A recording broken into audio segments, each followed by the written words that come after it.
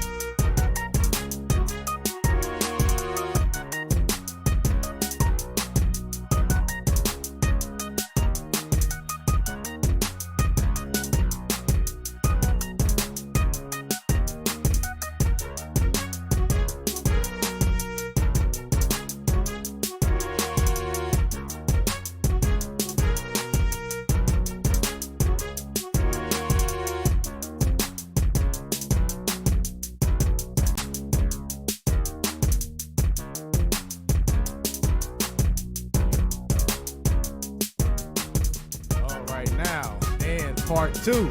Let's try it again on this wacky Wednesday. It is the platform sports talk show. There we go. And once again, I am your boy Smooth. And where did I go on the screen? I'm not sure, but we still hear you. That's a start. Yeah, let's see what's going on here. And you're right. It is a wacky Wednesday. All right. Let's see what's going on with our screen. Please don't blame it on me because I'm in the studio for the first time. Right. In like It's all nervous and everything. For those watching, y'all probably like, where'd they go? Trying to find out what's going on our screen. Miss Williams says, hi, Fred. Hi, Bunny. Hi, Miss Williams. Let's see. It was 1 second. You think it's anything with the stream? Like you said, do I need to do a new stream? No, not sure what's going on here, but we'll get it figured out, y'all. Y'all probably can hear us, but can't see us right now. We're working on it. Let us know what y'all see on y'all screen. Just want to make sure everything is good. Let's see.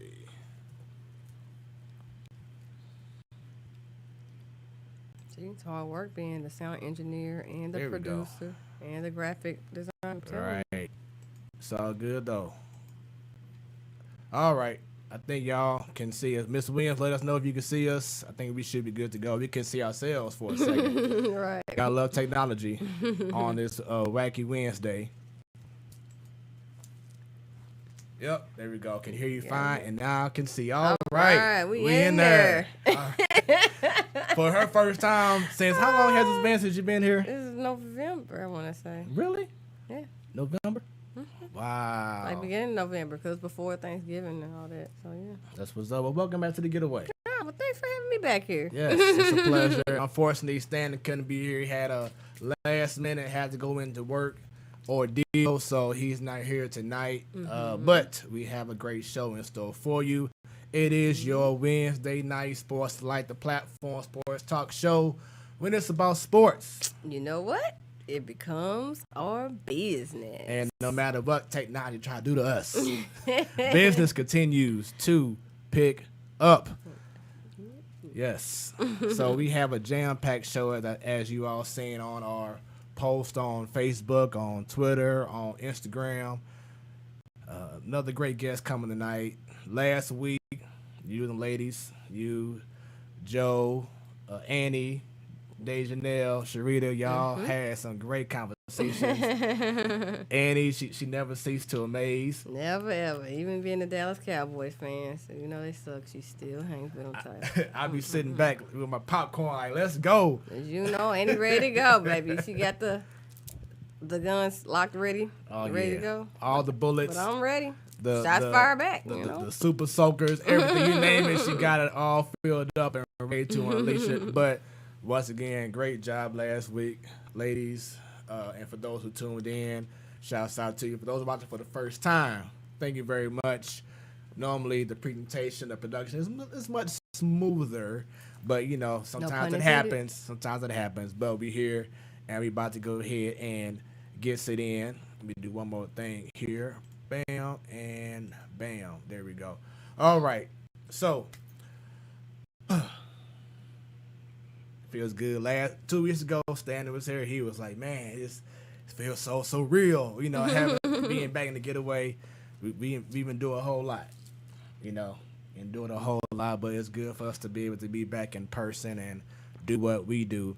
In the meantime, follow us on Facebook, on Twitter, on YouTube. She didn't bring it, but it's all good. I didn't. On YouTube, subscribe. Click on that bell. Because anytime we go live, you will be notified. There it is.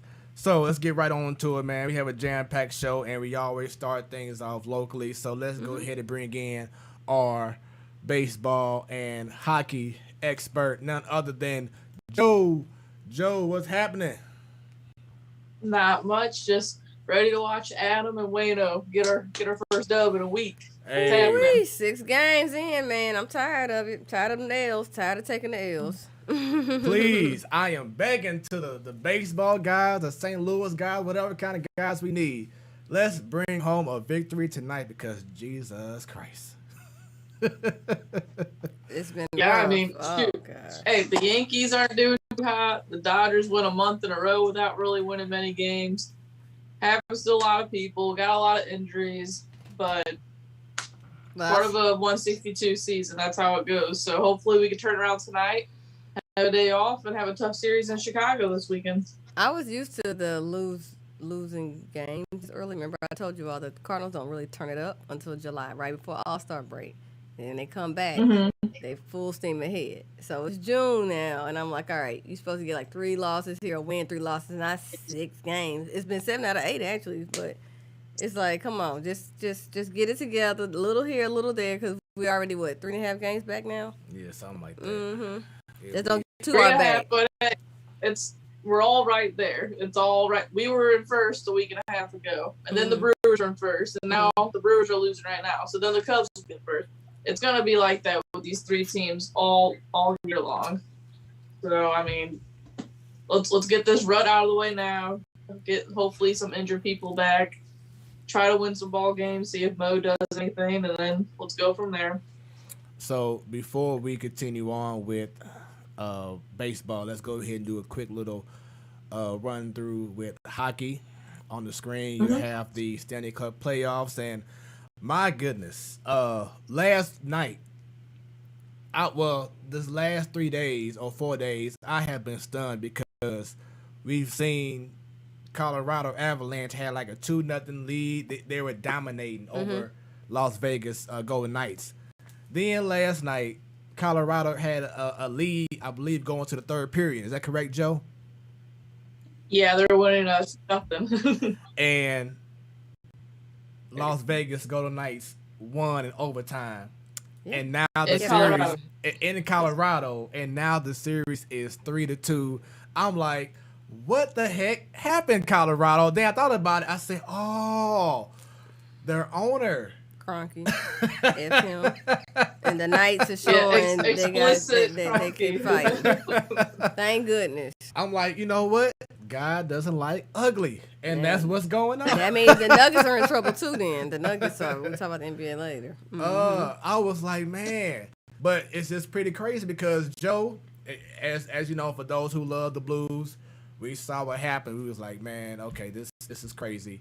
And then they came up to nothing, and we were like, okay, well, maybe we don't feel as bad because they're just dominating Las Vegas. But now we're like, what the heck is going on? Las Vegas is getting them now, so it's like, yeah, it was partially the Blues' fault because Vegas can do this to them. We could have done it if we would, had our stuff together and the right players healthy. But There's a difference though. Vegas is healthy. Blues haven't been healthy for quite some time. Because I said all year long, even against like our losing streak. I don't even know if we really had a long losing streak, but we weren't playing good hockey majority of the year. Mm-hmm. I was telling Bryan, I think we're just as good as Colorado and Vegas if healthy, when healthy, and that never happened. So it's an exciting series though. Like I think everyone knew it was going to be like that going into it with Colorado going up 2 right away. Okay, you're like, or maybe it's not, and then Vegas won their 2 at home, and so. It's exciting. It's a very fast-paced series, and it's fun to watch. That's for sure. Mm-hmm. Well, I don't feel bad now for the Avalanche that they lose, because also we had everybody had not everybody, but was Colorado one of the favorites to come out of the West? They were the number one. They actually had the best record of all of hockey. Is that correct, Joe? Yeah, they won the President's Trophy. Yeah, they had the best record of all the hockey. Okay. So, yeah, it'll be a huge upset. That's good, though. They lose because, look, the Lakers in the same boat. They out here, and they were picked to win it all. So, hey. Well, whoever wins this one, though, I want the Canadians to beat them. Yeah, because as you see the screen, the winner does face off against Montreal, and they partied like it was 1999 the other day when Montreal beat Winnipeg. It was just like the Leafs, not as long as the Leafs with their little playoff drought for like actually winning a series, but they were up there too. And seeing them party in the streets, it brought me back to what 2019 felt like. So now I'm just like, I can't wait for winning again, either baseball or hockey, because, St. Louis other sports, it'll be just like that here. But I'm excited. I hope they beat whoever wins that series. They got Jake Allen, Joel Edmondson. That'd be cool to see. Carey Price is one of the best goalies in the game and has been for about 10 years now. So they're a fun team to watch, too, and they're young. And going back to the playoff bracket, we have the Islanders and the Bruins. And who's been in that series right now? Islanders are 1 win away. They won at TD Garden the other night. And so if they win tonight at home, but I think that'd be an upset. But I'm excited because I love the Islanders. Like, you're talking about my Brewers shirt. I have a JT, John Tavares Islanders shirt. He's not with them anymore, but I like the Islanders. They're a gritty little team, and they're fun to watch as well. And then the last series, the defending Stanley Cup champions, the Tampa Bay Lightning, just defeated the Carolina Hurricanes. So they are waiting on the winner of the Islanders and Boston series. So, I think we had this discussion a few weeks ago, Bunny. We was like, hey, Blues are out, so it's like, do we really care anymore about the playoffs? Exactly. But, when you're a fan of hockey, a fan of sports in general, you just want to, still see it through. So hopefully the Blues are learning who they need to maybe pick up after this playoff is over, because there's a few guys who I'm understanding may be having like 1-year contracts left or will be free agents next season. So hopefully our president of hockey operations, what's his name? Davidson? Doug Armstrong. That's right, Davidson. I was gonna say Army. Davidson, he was the Army, old. that's what he was the old one, wasn't he? John Davidson, he was the old GM or something, wasn't he? Yeah. But like you said, Doug Armstrong. I was gonna ask you actually. Did you hear that? What the guys were talking about on 101? What their trade proposal for Tkachuk would be? Matthew Tkachuk. He related to Keith Kachuk? It'd be tough to get rid of. It's been that long. It would be tough to get rid of Rob Tom, but you got to. It'd be hard. Hey, just like we seen with baseball trades and other trades, sometimes you got to give something to get something, and if you want to get to that elite level, I would rather, trade a Robert Thomas, and, if they would take a Terry Single, they probably won't, but you never know. But get something that's proven and someone that you feel you're going to have for years down the line.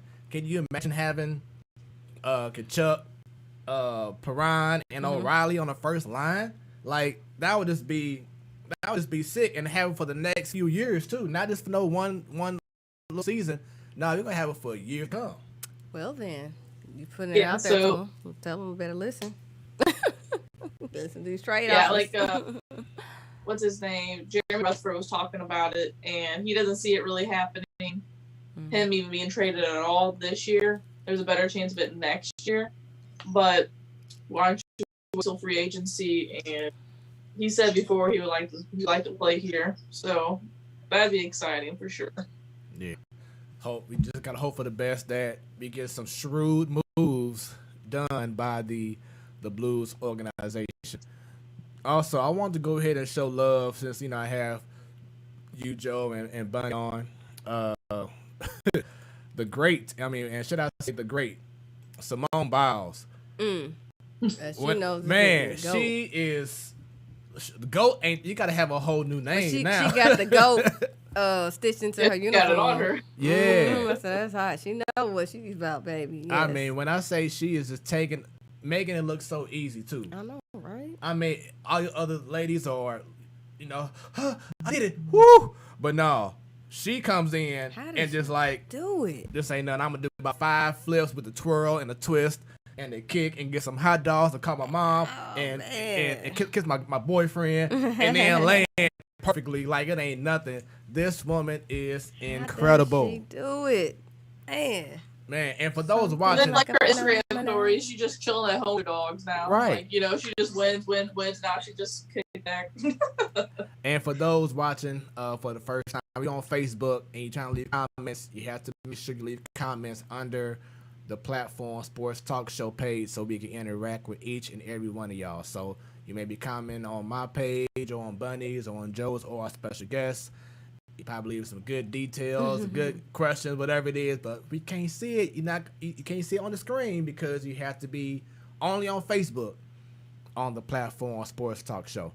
So bring them comments in. Let us know your thoughts about everything they were talking about, and let's go ahead and interact with each and every one of y'all. For instance, Ms. Williams says starting this week, she's on site at her job 4 days a week. Feels strange but good. 4 days. Ooh, okay. Guess they didn't gradually do it. They just push y'all out. Right, I hear it. Enjoy. Let's see what you got. But yes, I definitely wanted to go ahead and show Simone Biles some love, man, because she's definitely deserving because she's just done so much for the sport, and she would be in town. Oh, they have at the Dome. At the Dome, they would be in town, I believe, in 2 weeks for the hot ticket. Yes, for the Olympic trials. So it's very important. St. Louis, show up, show out. We are the best sports town out there, and support these wonderful ladies and the men who will be in town as well. If they will be, I'm not sure. I know I'm just focused on Simone Biles right now. But for those who are just going out there and trying to represent America, have a good time, support, and let's go. All right. Going back to baseball now, Cardinals are already down 1-0. Oh my gosh. And that's been the theme. Is that they get down early? Is that before we can even get in at bat, we already down. And like the whole morale goes down. And Joe, I agree with what you were saying earlier about it's 101 games left and Brewers, they coming down a little bit. Cubs, they up and down. We still in the mix, but. Something that I said before, I just feel like to me, this team isn't playing with any kind of urgency. They're not playing with any kind of purpose. It's like anytime one bad thing goes wrong, it's like all of a sudden it's the end of the world. Now, granted, they have made some attempts to come back, like against that Red series. Excuse me, in that Red series, they tried to come back, but they didn't get over the hump. So they do have some fight, but it still feels like they lack energy. They lack that person in the locker room, in the dugout, whatever, to like be guys. You know what I'm saying? Come on, you know what I'm saying? And the person that rallies in there, listen. Yeah. That person, it'll come to me. This is why I was kind of upset we traded Dexter.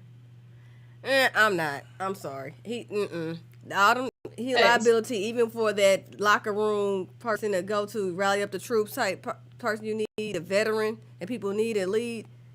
He could still go. I'm sorry. He's expendable. Too many injuries. It just wasn't worth it. And you see he's injured now. He ain't with us. He's done for the season. But does that happen if he's with the Cardinals? He was injured. It's a big ball of what how many seasons was he with the Cardinals? Yeah, 3? he 4? got how many years? 4 seasons, I believe. And he got how much? 1.5 healthy seasons out of these 4? 1.5. Pretty much. Could even get 2 full seasons. Right now, would you rather have a mixture of Lane Thomas and Justin Williams, or would you have a switch hitting Dexter Fowler who could bring a little energy to the club? But with Williams and Lane, those are young boys too. Fowler wasn't. And so if you're looking at, veterans presence, that's what they need. But we got Wayne and Malik. I don't honestly think. But my whole thing is about that. Like, yes, we have Molina, we have Wayne, right? But you talking about guys who are almost touching 40. We need to have, and this goes out to Goldschmidt and Arenado. These guys are paid to be the best players in that lineup every day. They need to take accountability and step their game up and change it. Okay. You know, and hold them accountable. All right. You know that's what I'm saying? fair. That's fair. Because and Joe, you know, if I'm on people like Matt Carpenter, I'm right. You know what I'm saying? And we can't even get on him because he didn't even do it. It's the one time he actually doing good because it ain't his fault. So, you know what I'm saying? I had to do the same thing for the guys who we expect to do good. You get paid over $20 million a year to perform, and you need to start putting in whatever you gotta do. Get it together. Now it looks like he kind of came out of it this past Sunday, but then after the off day and then facing Shane Bieber, he kind of went backwards. But these two guys need to set the tone and say, guys, you know what? We're going to show y'all how it's done. So the tone we had in May, because we was kicking assets in May, up and down the division, even to the other divisions. So they were kicking ass. They were. So we need that fire from May to resurface in June. And July, just keep it going. Because then that's when you know who's really in the race to get the division or who's going to make the playoffs. So tell them that. Get that stuff y'all had in May to June. Come on with it. So I definitely say it sucks because we've had so many. Like everyone's got injuries right now. Right. But like we lost 3/5 of our rotation in 2 weeks. Right. I know what you're saying. Like I said, the other teams are going through it too. But what you can control for people that aren't injured, the bats. These bats have been dead. And like he's saying, Arenado and Goldschmidt, y'all done had a time to have y'all slump. Get out the slump. Get you together. Come on. Because we going to sit there and pay you all these millions. He's right. You got to be held. Somebody got to be held accountable. And if they're the ones making this money and the leader and our heart of the lineup, y'all have had the time to make a slump. This is it. No more. Yeah, this is the only thing I'll say about the bats is I think about it is, like you were saying, Fred, by the time you sit your ass on the bench for the bottom of the first or the top of the first and you're down 2 or more runs, you're all excited to go in there, try to win a ball game, and by the time you sit down, you're down. You're already climbing up a freaking hill, mountain at that point, because 2 runs sometimes seems like a lot.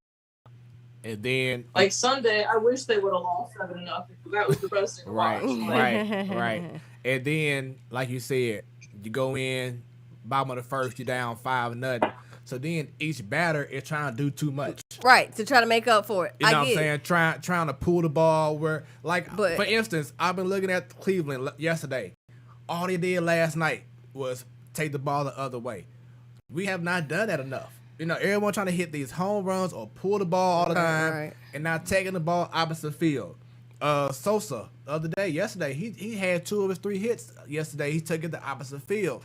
But then you have, I know Carpenter had, I think, a base hitter. So, but it's like these guys are trying to hit the ball to the arch instead of just taking it down opposite field. I'm serious. They're not sticking something basic. And like you said, they're doing too much because they're trying to make up lost ground. Yeah. Now, we talk about our starting pitcher. So this is Martinez's second rough outing. That it's an alarm. He may need to get demoted back to the bullpen.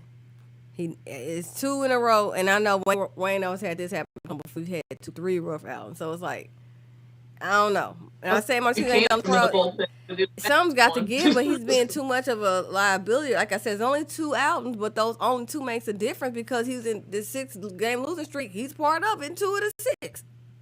It's all on him. He can't say he didn't have run support or errors. It's on him. So, like I said, it's June. He's one of the reasons rotation is causing us to have issues. And I'm like, if he can't get demoted, something's going to have to happen. He can't stay in there. I'll give him one more outing. If it ain't, because of errors or no run support, he's going to have to move. And I'm going to add this because I said a few weeks ago, Joe, and I'm going to say it again. I just think that this team overall, I'm not going to blame the coaches. I'm not going to blame Jeff Albert because look what Tyler O'Neill has been doing this year. So something is working, I'm not going to blame Maddox. This is just simply the players. Hold them accountable. These players just need to man up. How do you always say, next man up? Exactly. You can't be sulking because Jack Flaherty is down. You can't be sulking because you don't have Molina in the lineup. Right. You are a professional for a reason. That's Start playing like one. Like for instance, the Cubs, how Jason Hayward got hurt. They put Chris Bryan in right field, and here comes Patrick Wisdom, a former Cardinal player, who was doing good. But my thing is, he just comes just to go ahead and play. Maybe it may take the hidden coach to say, what, guys, forget watching tape right now. Forget watching footage of these pictures and trying to, feed your brain with so much stuff. Pitching staff, forget all this stuff. Reports just and stuff. Pitch. Make them hit your best pitch. Where's the confidence at in your ability? You know what I'm saying? Where's the pride? That's what they're lacking. Is the pride right now. That's what I'm not seeing from this team. And someone needs to light a fire. Sounds like it should be you. That's what I'm seeing is the guys are thinking too much, trying to put too much in it. You playing at home, your home record sucks compared to the road because you're thinking too much.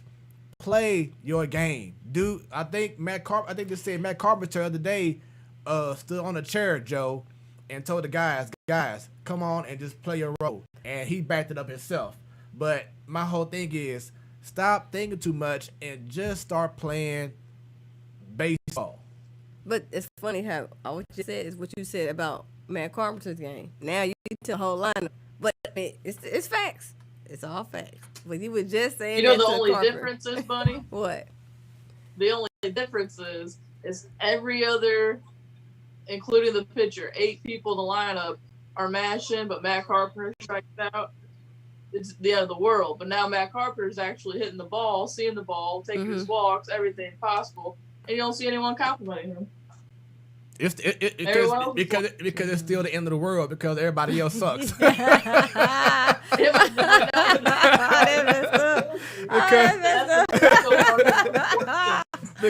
it's like, what's so funny is, like one person does bad. Oh, screw that guy. Like Francisco Lindor didn't come off right away, and now he's starting to heat up. Mets fans won't talk about that because they're winning right now. But like we were winning, and one person did bad, and that's all they talked about. Yeah. And it's just, once again, the inconsistency of this organization over these last few years. It ain't just been this year. Mm-hmm. It's been a trend for these last few years. And it goes down to what we talked about before too, Joe, the front office. It's these guys that y'all are trusting, that y'all say, we see this guy being the next guy. Mm-hmm. And then you find out he's not that guy. But we gotta wait 2 or 3 seasons to find out. But sometimes he's not that guy. When they spend so much money, they're not gonna pay somebody to sit on the bench. I'm just saying. I mean, I get it from a business perspective, front office, and then from the fans. We're not gonna see eye to eye on that because I'd be mad too. Like if Matt Carpenter was getting $20 million a year, you see how he's been doing horrible in the lineup and all that. If they kept him on the field and not on the bench, but he's getting $20 million, I be mad, but I understand. It's a difference. From business, that's why I say I know we get emotional, but I see the business. I did get on, the front office and open up their wallets. Once they pull out the Arenado trade, we still need one more piece per se. Not necessarily on the lineup, but pitching. But I was like, all right, y'all did something. Y'all made a move. Now I just need, if you spend money, like that's why when you're talking about Williams and O'Neal, they're young, they're not expensive. So they're going to keep letting them go out there and they can keep effing up, but they're not costing them money. When you cost them money, it's like, hey, we're going to have to force you or we're going to sit you on the bench. Usually it's a trade by now, but hence Fowler. Why they let him go and think nothing about it. And somebody else going to be in that same position this season. I don't want to say nothing about Harrison Bader, but I'm just saying. I know they gave him that title, like the Great White Hype and all this, but I'm just saying. And like even for him, he was having a good season before the injury, but the problem is just like O'Neal, you're not available a lot of time because some way somehow. I'm telling you, you're getting hurt. I know we like Harrison Bader, everybody else like him, but they gonna treat him like they did Fowler. So my question is, Joe, let's say we have a full roster, okay? Flaherty, Michaelis, Kim, Bader is back. We're full go. No, he won't. Do you feel if they are fully healthy that this team is a playoff team? Yeah, 100%. There's no ifs, ands, buts about it. I think all those people that are out right now, they help this team right now. We got Oviedo that's going to be starting. Carlos Martinez, we can all agree we wanted him in the bullpen to begin with. Like Harrison Bader, whether you like it or not, he plays a good center field. Do I still think we need another outfielder? Yes. But, I still think even right now they're a playoff team. Even with those injuries, they're just not throwing strikes. That's the main thing. They're not throwing strikes. That's an important main thing, though. Not throwing strikes. But all these runs are coming because they're not throwing strikes. Yeah. It was just that easy. Like, they're just not throwing strikes. Yeah. You know how many pitching staffs would be so much better if pitchers could throw strikes. Man. But it's not every team doesn't have a pitching staff that no one's throwing strikes. You know what I'm saying? Like, it's completely different. Like, my tweet last night. Oh, and there's another, like, the leadoff walk scores again. Like, how many times has Danny Mac said this? And that's a whole other thing, too, because Danny Mac, you can easily tell by his voice. When he's frustrated, he's pissed. You can just tell. And another walk. Right. He's goodness. He's pissed, but he gotta still be. He's professionally pissed. Yeah. That's what it is. Yeah, it's crazy. And so if y'all seen us freezing every now and then, for some reason our connection hasn't been as strong tonight. So we're kind of doing a little freeze here and there, but we hope throughout the show that it's a lot better as we get on with the Platform Sports Talk Show. But yeah, but once again, Danny Mac, you can just tell he just looks so sad, like a puppy who lost his dog. He's defeated. He defeated from the booth. It's like, here we go, and I'm pretty sure because they be having that little cough button or whatever, mute button. I'm pretty sure he be wanting just to cuss. It reminds me of Major League Bob Uecker. Oh my goodness! It's like, here we go. Oh my goodness. But yeah, like I said, man, we just need to see this team fight more with some heart and with some pride, and just play ball, have fun, and that's something also. This team, they just don't have fun. They don't seem. We talked about that, lose and relax. You talked about that before some weeks ago. Yeah, I watched the Cubs, I watched the Padres, and I watched the Braves, and they just seem like they living life and having fun. Even if they down, they still have fun. It seems like this team, this organization, and Joe, please correct me if I'm wrong, but it just seems like they want to keep this tradition, old school, of high with the Cardinals, and we're just so clean with what we do, and what I'm saying, or try to impress the dad, so you can hopefully marry your daughter, kind of thing. This team needs an edge to them. They just show up in shirt and tie. Yeah, this t-shirts, team needs khakis. Let's come out here and do our thing. This team needs an edge to them. That's what's lacking. They don't have that edge. Now, Arenado, in his first 2 weeks, he brought that edge when he was hitting them home runs. You saw him flexing and let's go. You know, I'm like, okay, we need that. Tyler O'Neill, he's been one of the bright spots. Surprisingly, he's been one of the bright spots, and I think he's become a crowd favorite now. Because I went to the game last Friday, and when he made that great play at the wall, and everyone was on their feet, you know, it's like they see he's putting in the work, and he's earning the respect of fans who's noticing what he's doing. And I like his emotion. Remember that emotion that he had when he caught that last play at the wall against the Dodgers, and he was just like, you know. So we need that, along with just act goofy sometimes or rattle some cages of your opponent. Do something. I guess everybody that had that personality to do it. Who had it and was really entertaining was Martinez and Matt Carpenter. Them two together in the dugout, or when somebody did something awesome, they started everybody else in the clubhouse to loosen up, have fun, this and that. But and I'm doing sure, good right now, so we don't have anybody replace them that had that personality. You know? And I'm sure that Mike Schill doesn't mind it because, you know, you saw what he did behind closed doors when the Rose recorded him. So, you know, Mike Schill has an edge. I just think that he's waiting to see if his players going to have an edge to him. Ain't one player that have that edge, and then everybody else in the clubhouse will feed off of it. Yeah, you know, it's like Goldschmidt when that one game, Joe, when he cussed, when he made that out, I'm like, that's what we need, you know. But then, ever since then, he just been quiet. It's like, dude, when they basket popping again, if they start hitting home runs, I want to see us do some backflips. Like, you see how, what's his name, Votto went off and was mad about the car. How he went off. Yeah, I love that. Should be some fuel to get us going, and then we start popping back up. That's what we see. And, you know, usually the Red Sox, but I ain't mad at Votto for that. Hopefully that is what they need, energize, get us going. So we're going to thank Joey Votto for this a month from now. Yeah, but bottom line, we just need some energy to be injected into this team, man. Even if we're down, we need someone to still act silly and just whatever. We need some grit. Just push along. You know what I'm saying? Because like Joe said, it's a long season. We know that we're still in a hunt. And it's not like we 10 games out. But at the same token, these fans, when I went to the game, until the 9th inning, those fans were dead.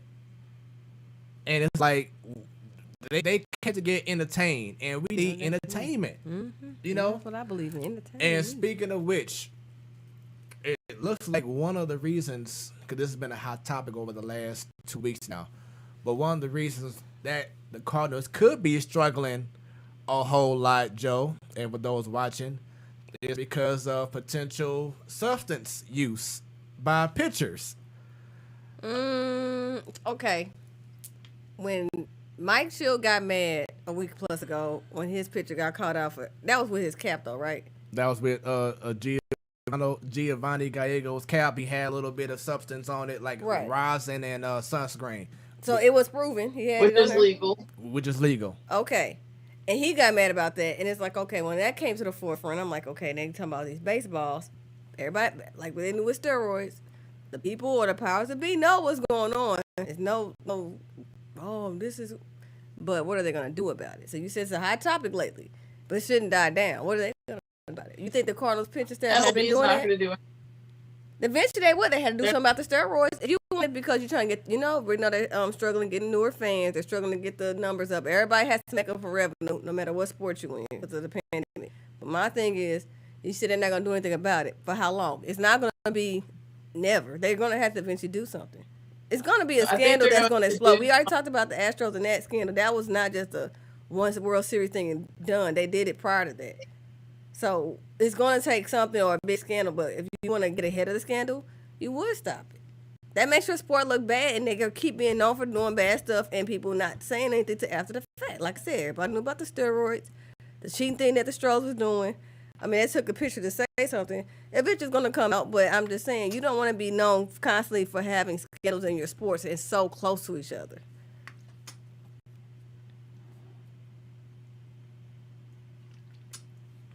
I was waiting on Joe to give us a response. Okay. I didn't know. All right. So for one, MLB's not going to do anything until the end of the year. Like, yeah, they can sit here. Like that Garrett Cole video was hilarious. Man, that was so they're funny. Not going to do anything about it.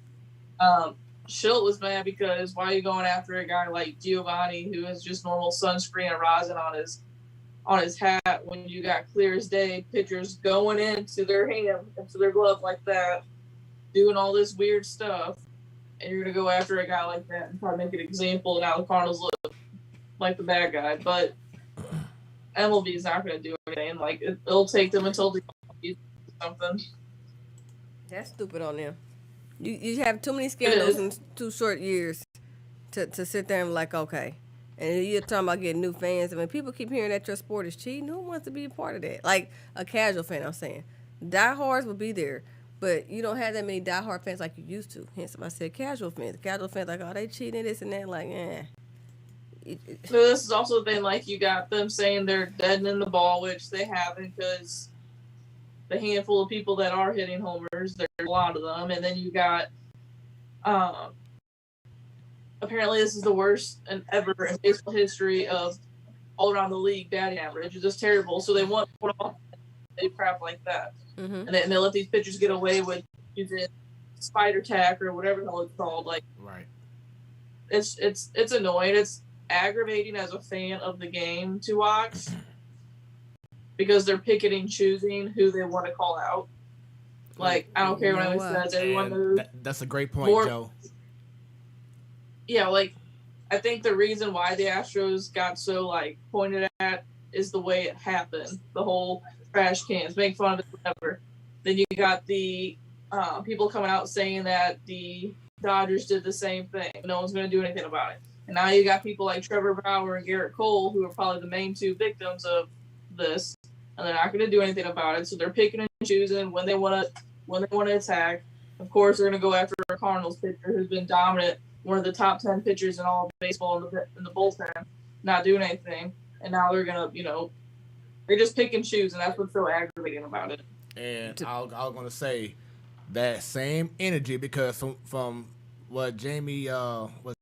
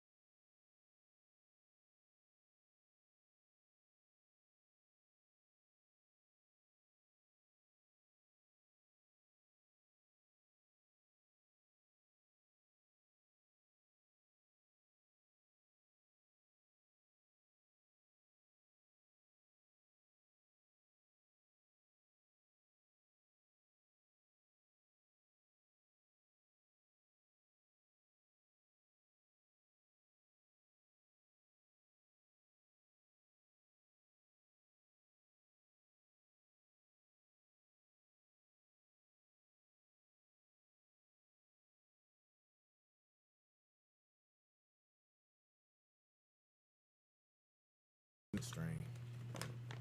But that feeds off All right, right, we are back. Sorry about that, y'all. Joe, can you hear me?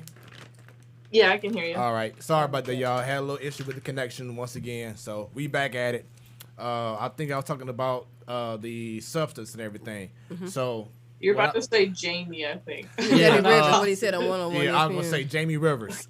He brought up how it's very similar to steroids. You know what I'm saying? You're using something to take advantage to be better. Mm-hmm. So my whole thing is have that same energy that people have for Barry Bonds and Mark McGwire and whoever else, and have that same energy towards these pitchers who are pretty much finding ways to cheat to have their spin rate be much better than what it used to be. Like I think they said, I can't recall who it was, but they were saying someone may have had a spin rate of let's say for instance it was like 80.0, but all of a sudden it got changed to 90.0 or 100.0 because now your curveball is spinning even more deadlier and everything.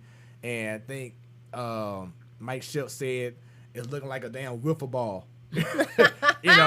So like I said, had that same energy when as people with dogging Barry Bonds and whoever else, Canseco and all them guys, and bring that same energy to these guys who are using foreign substances to improve their pitch. Well, that's why I said baseball need to get ahead of this now before it gets to be a bigger scandal than what everybody's talking about. I'm just saying. Well, it's really funny is stupid. because MLB wants there to be more offense, and this is 100% the reason why there isn't any offense. That and Manny Machado right field for the shift, like that's ridiculous. But I don't know, like people say that steroids saved the game. Maybe it did back in the 90s. Okay, I was freaking 4 years old or whatever, but like this is the save of the game because you say people want to see offense. Well, there's nothing happening now. Right. Yeah, so word is that Major League Baseball is supposed to be monitoring the situation much closer, starting about, they say maybe by next week or so. I don't know how they're going to do it, but they're going to start trying to police these pitchers who are, like Joe said, going to their gloves or hitting their shoulder or whatever they're doing to try to find the advantage to have their pitch to spin more. And we shall see if it works, because if so, that's going to change the dynamic of baseball, in which it will start being more exciting.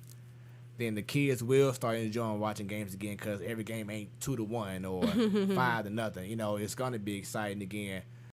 And then that may take away from the league having to take certain rules away from the game in general, because then you'll have the main issue, which is offense, be a forefront again. So you may not have to have these little rules that you got going on in the minor league, trying to test these new rules out, try to make the game exciting. If you just fix this main issue with these foreign substances, if you take that and correct that issue, and you see these offenses going back up, these fans are going to watch again. So let me ask you this, because it's a business. Matt Harper. It's a Clear business. the bases, baby. Let's go. It's all about making money. Yeah, how you make money, fans in the seats. Got it. So you want to see more offense. So that means the pitchers, the all-star pitchers, they're even going to be getting hit more with giving up 3-4 runs a game. You did it, Jobo. So would y'all rather see the all-star type pitchers be like having higher run percentage, and now they're going to be graded like not so good like a pitcher 10 years ago because they're giving up more runs? But, I mean, your team is getting more offense against them. Would y'all rather see that? It's a trade-off to me. Like, a pitcher's going to get screwed really good. And then it's offense going up on the team, but it's like, I don't want to say it's unfair. I love watching good pitching, okay? Like, pitchers going back and forth, those low-scoring games. So exciting to watch, just seeing pitchers kick people left and right. So that's where I'm like stuck, like, because I still want to see that. But if you're a good pitcher, you're a good pitcher. Like, I've been watching the baseball podcast, and you got pitchers that are good, they're dominant. But now using this stuff, they're from another planet. Now everyone's Jacob DeGrom. That's not fair for everyone in the league. People want to see some hits. And there were people, like, before Garrett Cole was starting to use all this stuff, he was still a good pitcher. He was, Cy Young type of guy every time. But now Trevor Bauer was a decent pitcher. Now, and then guess what? After they said all this stuff, he got lit up a little bit in Atlanta. So even the Cardinals lit up.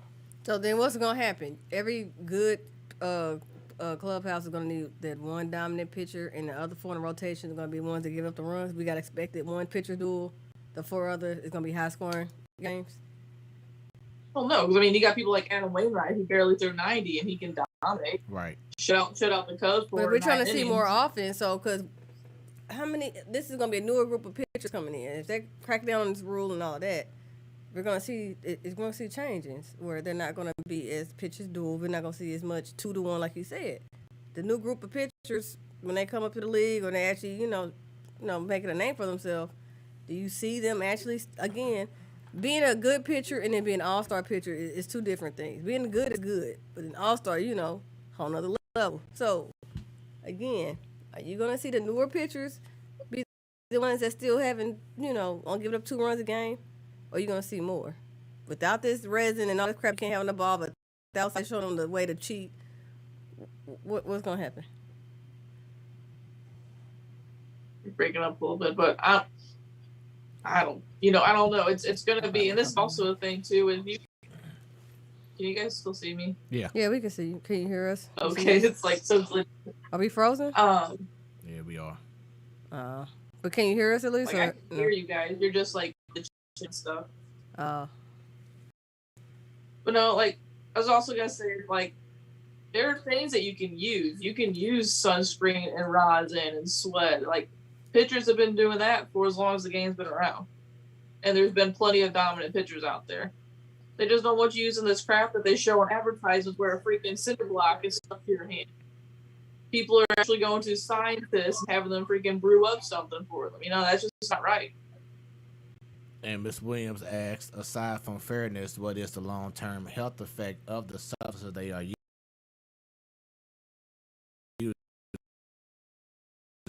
And health-wise, it's nothing because it's not like they're using a steroid. But they're putting nothing's going inside their body. It's just what they're using on their fingers to make the ball feel more, to have better grip.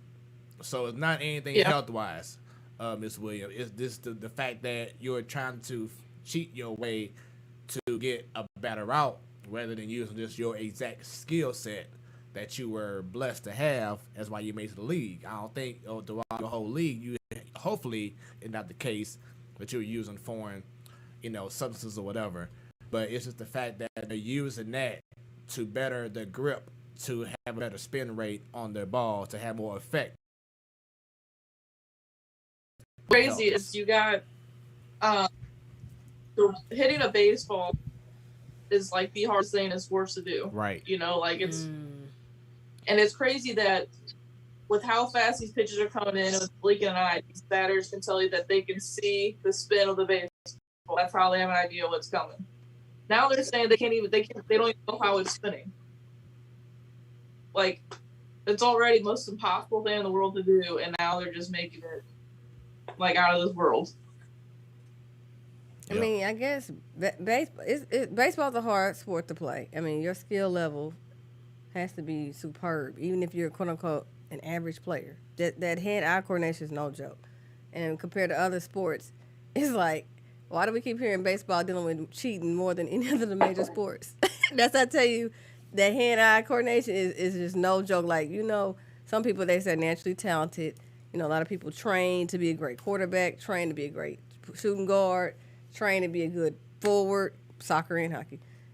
And in baseball, you're training to be, a great pitcher in other positions, but it's like you train that hand-eye is something different.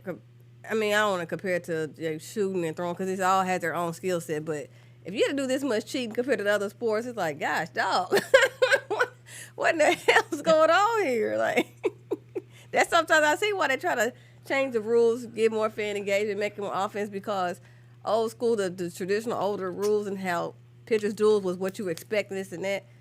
I get it. But if you got to do all this cheating just to even be average, like, damn. Right. Something got to give. That's what kills me is why all this stuff happens is the game's been beautiful for 100-something years. Like there's been dominant pitchers, there's been dominant hitters. Like that's been happening for as long as anyone knows. And I don't know why. Like people, they want that big payday, and that's what they do. Like they do anything they can to look like they're the best out there, and then they get that big payday, and then now Garrett Cole's not going to do anything. Watch, because the dude gets thrown underneath the bus looking like an idiot on his freaking Zoom call. But wasn't he the one that put a foot in his mouth? Here during this glitching. But when they asked him the question about the stuff on the baseball, he had no answer. Right. You self-inflicted that one. Well, you know what? That's on the Yankees, though, okay? Like, they had to have known he was going to be asked that question. That's on the Yankees PR, like, train them on that. But if I caught off guard a question, you were like, what was the exact question? Do you normally put something on your baseball? Have you taken the spider? No, tack have you stuff? using spider tack or whatever it's called? So you catch me off guard. At this time, it's going.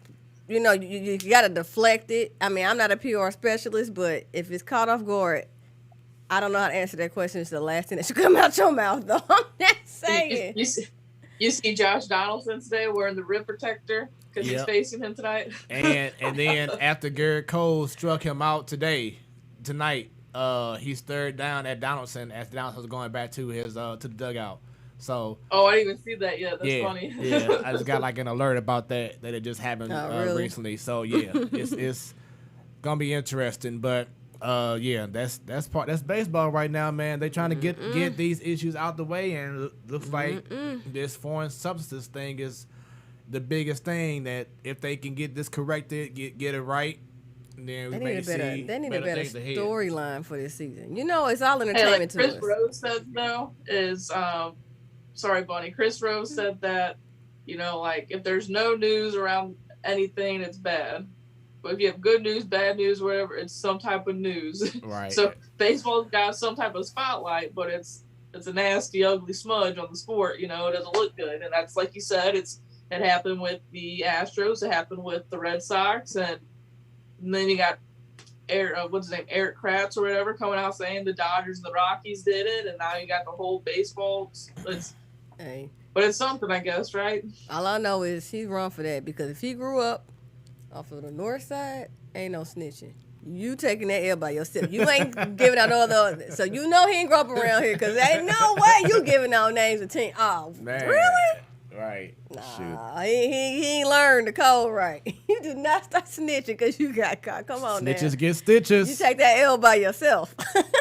Tyler O'Neill, he's retired, okay. I think, so ain't nothing gonna happen to him. The Gold Glover Tyler O'Neill with the play, Joe. Speaking in existence. Yeah, I see that. All right, so yeah, Joe, we'll go ahead and let you go. Enjoy the games and hockey, if there is a hockey game tonight. I believe it is. But Islanders. There we go. So enjoy the rest of your night. Tell baby Boba we said what's happening, and B was good with you. And thanks again for your time. Hopefully this time next week we'll be talking about the Cardinals winning streak, Jobo. Let's hope next week. Right. Like we're going to Wrigley and sweeping. There we go. Get them brooms out. Gotta be positive, guys. It's gonna end sometime. That's the one positive I can give all Cardinals fans. It's going to end. Hey, speaking of which, what Mike Schultz said yesterday at the end of the game, I was like, really? He has to say it. What's he gonna do? We suck. He can't say that. He said, hey, it's going to end.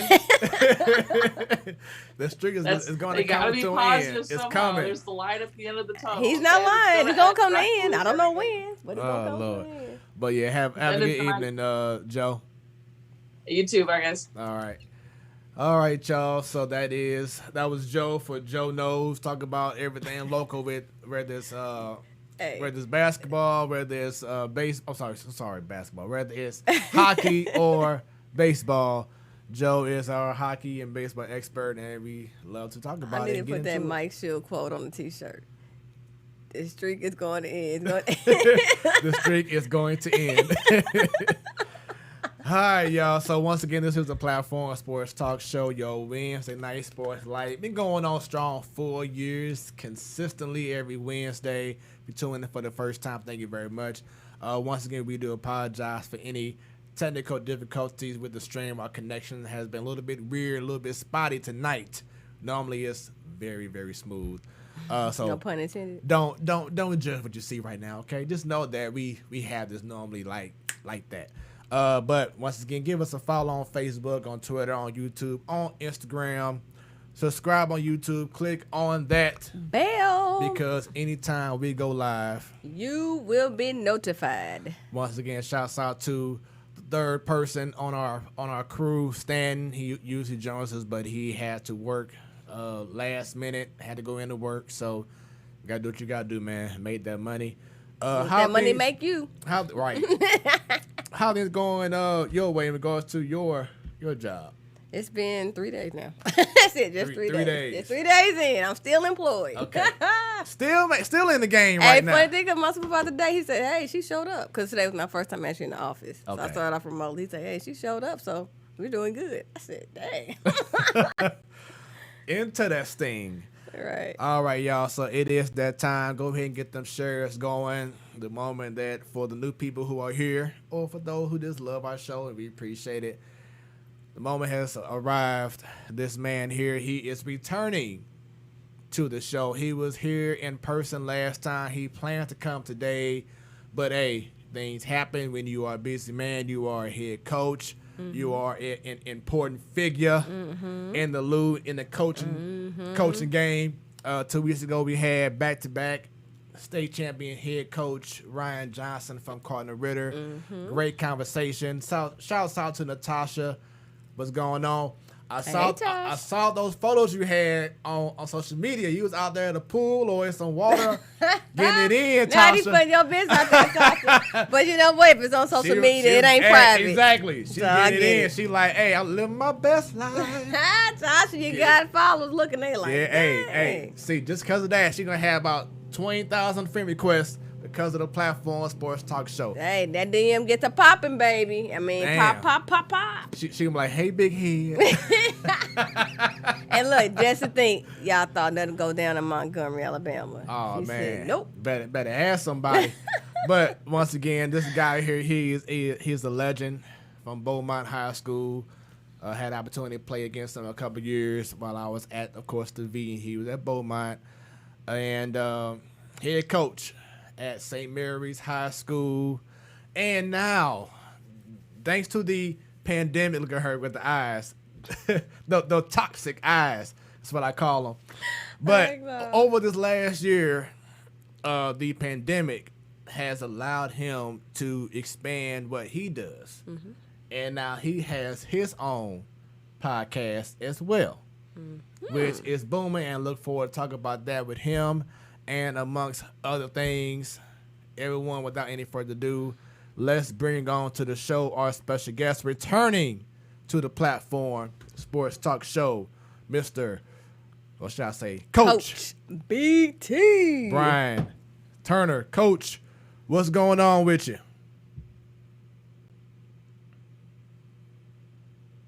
Can y'all hear me? There we now go. We can. Yeah, we can hear you now. What's going on with you? Is it an echo? I'm gonna turn my video on. How we doing? All right, there we go. It's good? Yep, you good. How you doing, man? Man, pretty good. Man, shout out to Joe and Bunny, man. Y'all know y'all stuff, man. when it come to the sports, on the baseball and the hockey, man, Smooth, you might have to move out the way, man. They kicking, man. They kicking stuff left and right. It's all over my head. That's why I have decided back in December to do a ladies' night, because Bunny hosts ladies' night along with the panel of wonderful, beautiful, intelligent, sports knowledgeable ladies. So they had the opportunity to show up, because I saw that, and Bunny and I know each other since high school years, and I always knew that she loved sports. So we always had like this vision of, doing some kind of sports talk radio or something. And this was the perfect opportunity when she came onto the show. And I thought about like, man, it would be great to just have the ladies have their own night. So yeah. So for those who don't know, every first Wednesday of the month, Bunny hosts along with a panel of ladies, ladies night edition of the Platform Sports Talk Show, because she is that deal. Thank you. Yeah, I don't want to get into any debates. I don't want no smoke when it comes to them stats and stuff that you got going on, man. You throwing stuff out. But shout out to both of y'all. Y'all do a great job. Appreciate you. Thank you very much, man. And just Coach, how you been doing, man? Yeah, man, since June, June is like our high school month. It's kind of like a season within a season. So, and I'm just getting geared back up to just, happy to be back in the gym, happy that all this stuff has kind of like been lifted with the whole pandemic. And now we able to get in the gym with our kids. We're able to have camp. We're able to kind of be out, playing games. So I'm excited about that, but I just had to, got to get my body back to, yelling and screaming, standing up and trying to interact with the guys. So that's been the tough part. So like these last couple of days, man, I've been working late almost like every day. So, What's considered late? so sorry I couldn't be there in person. Oh, you all but, good, man. I'm there in spirit, What's considered late? Late like 11 p.m. or late like it's a whole nother day and you ain't going to sleep yet? I usually go to sleep around 9 o'clock, like 8:30, 9 o'clock. So if I'm up around 10:30, 11, that's a long day for me. Special So right there. How you go to bed at 8:39? Show me the secret, please. What? See, your kids are older, right? Like my son is 9. I mean, okay, old, okay. Yeah, still, okay. Yeah, that's probably Yeah, but I mean, ain't nothing going on after like 8 o'clock, 9 o'clock. Like if it's something going on out here, I don't want to be involved in it. So. I know. I'm not talking about in the street. Wait a minute. Man, hold on. No. I'm just saying just in general. Like it's, man, you know how it is, St. Louis. You know how crazy the Louis is. Yeah, I don't know anything about the St. Louis life. Y'all tell me. Shout out to all my I used to know. callers, but look, I know nothing about that life. Please do tell. But I gotta just shut it down early. But I'm up about 5 o'clock, so that's a blessing right there that I can jump up and get up. Yeah, he get up for the day sun going. Come up. He said, "God, I'm gonna beat you to it. I'm getting up for that sun come up." Okay. Hey, it's all about the grind, right? Yeah, that's what it's all about. All about the grind before the shine. All right. Yeah, man. And shoot, man, the way you looking right now, look like you came from the golf course, man. I'm no golf course. I need to go to the barbershop. That's where I need to go, man. Like I said, I've been working so much, man. My hair growing, my face growing. So now wait, it probably don't look as bad. I'm gonna get all that stuff together. When the pandemic first started, everybody had that full rough beard, so it probably ain't that bad. Yeah. So but I'm just happy that everything opening back up because it's just like, man, we sit back and we take a lot of things for granted, and that's been some of the things I've been kind of focusing with my team on just this year. It's just like, man, we just have to be grateful that we able to get back in this space, because you got to just think everything was just shut down. Like who would expect like basically the world to be shut down for what at least 3 weeks to a month where we couldn't do anything. So just being grateful, that we able to get back out, man. That's one thing that we can't lose sight of. So, like if I hear that word quarantine one more time, if it ain't involved quarantine, I didn't know even what a quarantine was. You know? So like a quarantine, man. So, but shout out to the folks that was able to just pull through it. I just think it had to be like you had to hit the reset button and a lot of the different things that again that we took for granted, we had to go back pretty much to the essence, and that was pretty much like we talked about just getting the podcast going. And, it started with just a conversation with me reaching back out to just like my old coaches and my mentors, and again just going back to the essence. Like we lose sight and lose track of staying in communication with a lot of folks throughout the years, and so I just thought that was just a great time to just catch back up with folks and kind of find out how to navigate through it, because I'm pretty sure, through our lifetime, we never had to deal with nothing like this. But, doing some of those interviews, I some of the coaches were able to tell us about some of the things that kind of, shut down when it came to like the school systems and like strikes and different things like that kept folks from out of school.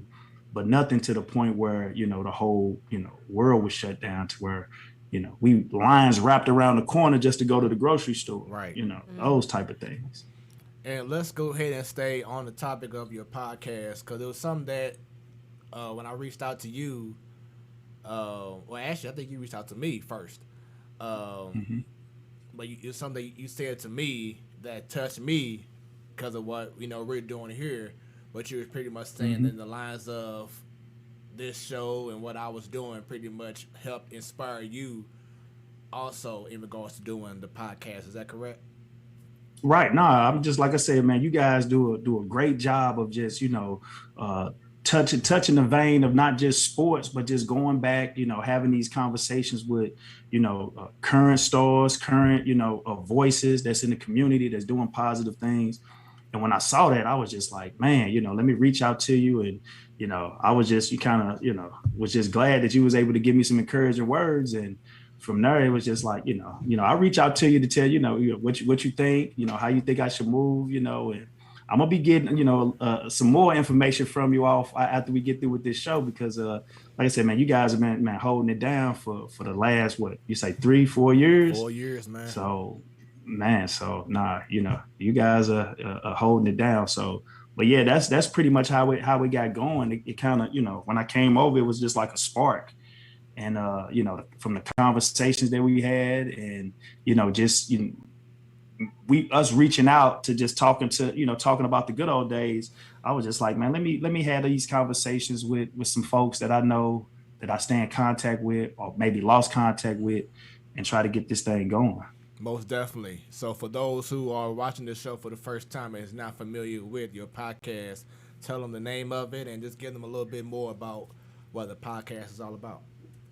Mm-hmm. So it's the Bryan Turner Basketball Podcast, and so far I did like 20 episodes, to where I interviewed some legendary coaches, some current college basketball coaches, some current high school coaches, and just some inspirational folks just in the basketball circle, in the basketball community, just to give insight. Just coming from a position of just being a coach in a school. I don't have all of the answers, and, I get, family members and colleagues that come up to me to ask my advice about certain things. And so, I just wanted to put, things on camera of me asking the same type of information to some, to some mentors and to some folks, some legends in the game, in this profession and education and sports. And I got 20 episodes out of it. I'm looking to continue to do more, and probably at the end of the summer, but that's pretty much how things go. But it's some great interviews, some great insights, some from people that I know you may have never heard of. You may have heard like the folklore of them. It's great to actually hear it come from the horse's mouth on a couple of interviews. So that's what's up, man. I saw that you had a few people from my school, Vashawn on there, Coach Floyd Irons, and yeah. Joe Sheldon, and I would definitely love to be able to have them part of the show as well. Get to hear their story on the platform as well. But great job with those interviews. Has there been a specific interview that, not saying was the best one? If you want to say it, please feel free. But some interview that you was like, this was definitely a touching one, or meant a whole lot to you. No, I just think really the one that I think that I kind of hold a special place was the Joe Sheldon interview. He's someone that I looked up to, a person that just kind of pushed me as a player growing up. And he never really talked about his situation. He's been kind of reserved for the most part. I was able to kind of ask him, and he was just like, I'll do it. And it was good to kind of hear that story. And in a way, it was more therapeutic for I think for both of us, because, we all looked at him growing up as like, why he's not doing certain things and, reaching a certain plateau. But in his eyes, he was just like,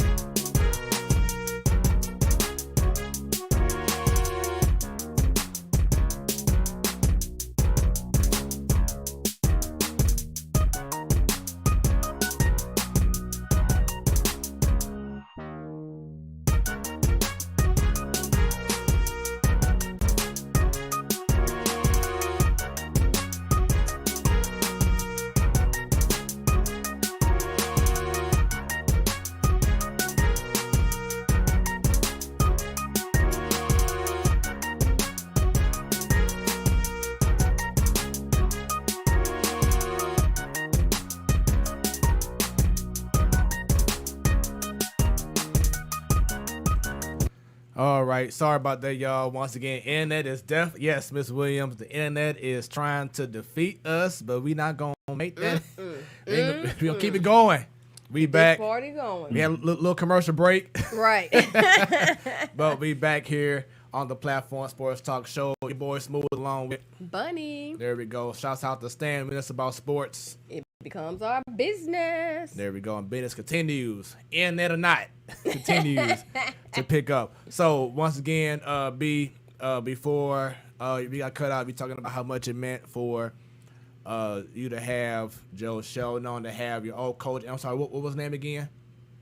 It was Daryl Pee Wee Litton. There we go. Having him on.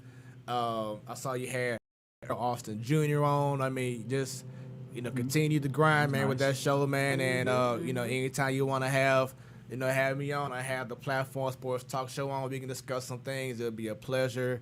Let's definitely make that happen, man. And we're gonna continue to do what we do to give light, give the flowers to those who, may not have gotten that shine, or haven't had their story told. And that's been our biggest thing. We want to get these stories told.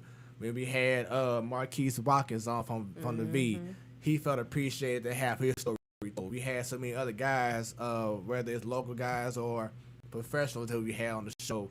Even when we had Council Morton on, for us to know that he loved, that he was a back catcher, it was like, this is pretty cool. You don't know anything until you find out about it. Tom Ackerman from KMOX and other guys who usually they're the ones interviewing people, right? Or they just don't have that side of their stories, right? Being they're told. telling everybody else's story now. Let you tell your story. Right now, you had some heavy hitters on. Some heavy hitters. Do I need to take my headphones out? Is it an echo? I hear you. I don't hear You're anything. crystal clear. Yeah, you good over here. Okay. We sound like an echo to you. Yeah, I might need to take these out. All right. Yeah, so like I said, man, that's what this show is all about, man. Just giving light to those, man, and we definitely want to continue to provide the platform to make that happen. So let's get right into your previous, or this past, should I say, basketball season, one that was unfortunately cut short. Could you explain to us what happened for this past season for St. Mary's High School? Yeah, so at the beginning of fall, we actually, as an athletic department, made the decision to push all of our fall sports to the spring. And once we did that, it kind of just put everything on hold. So, I mean, we were shut down for maybe, I want to say 3 weeks, 4 weeks.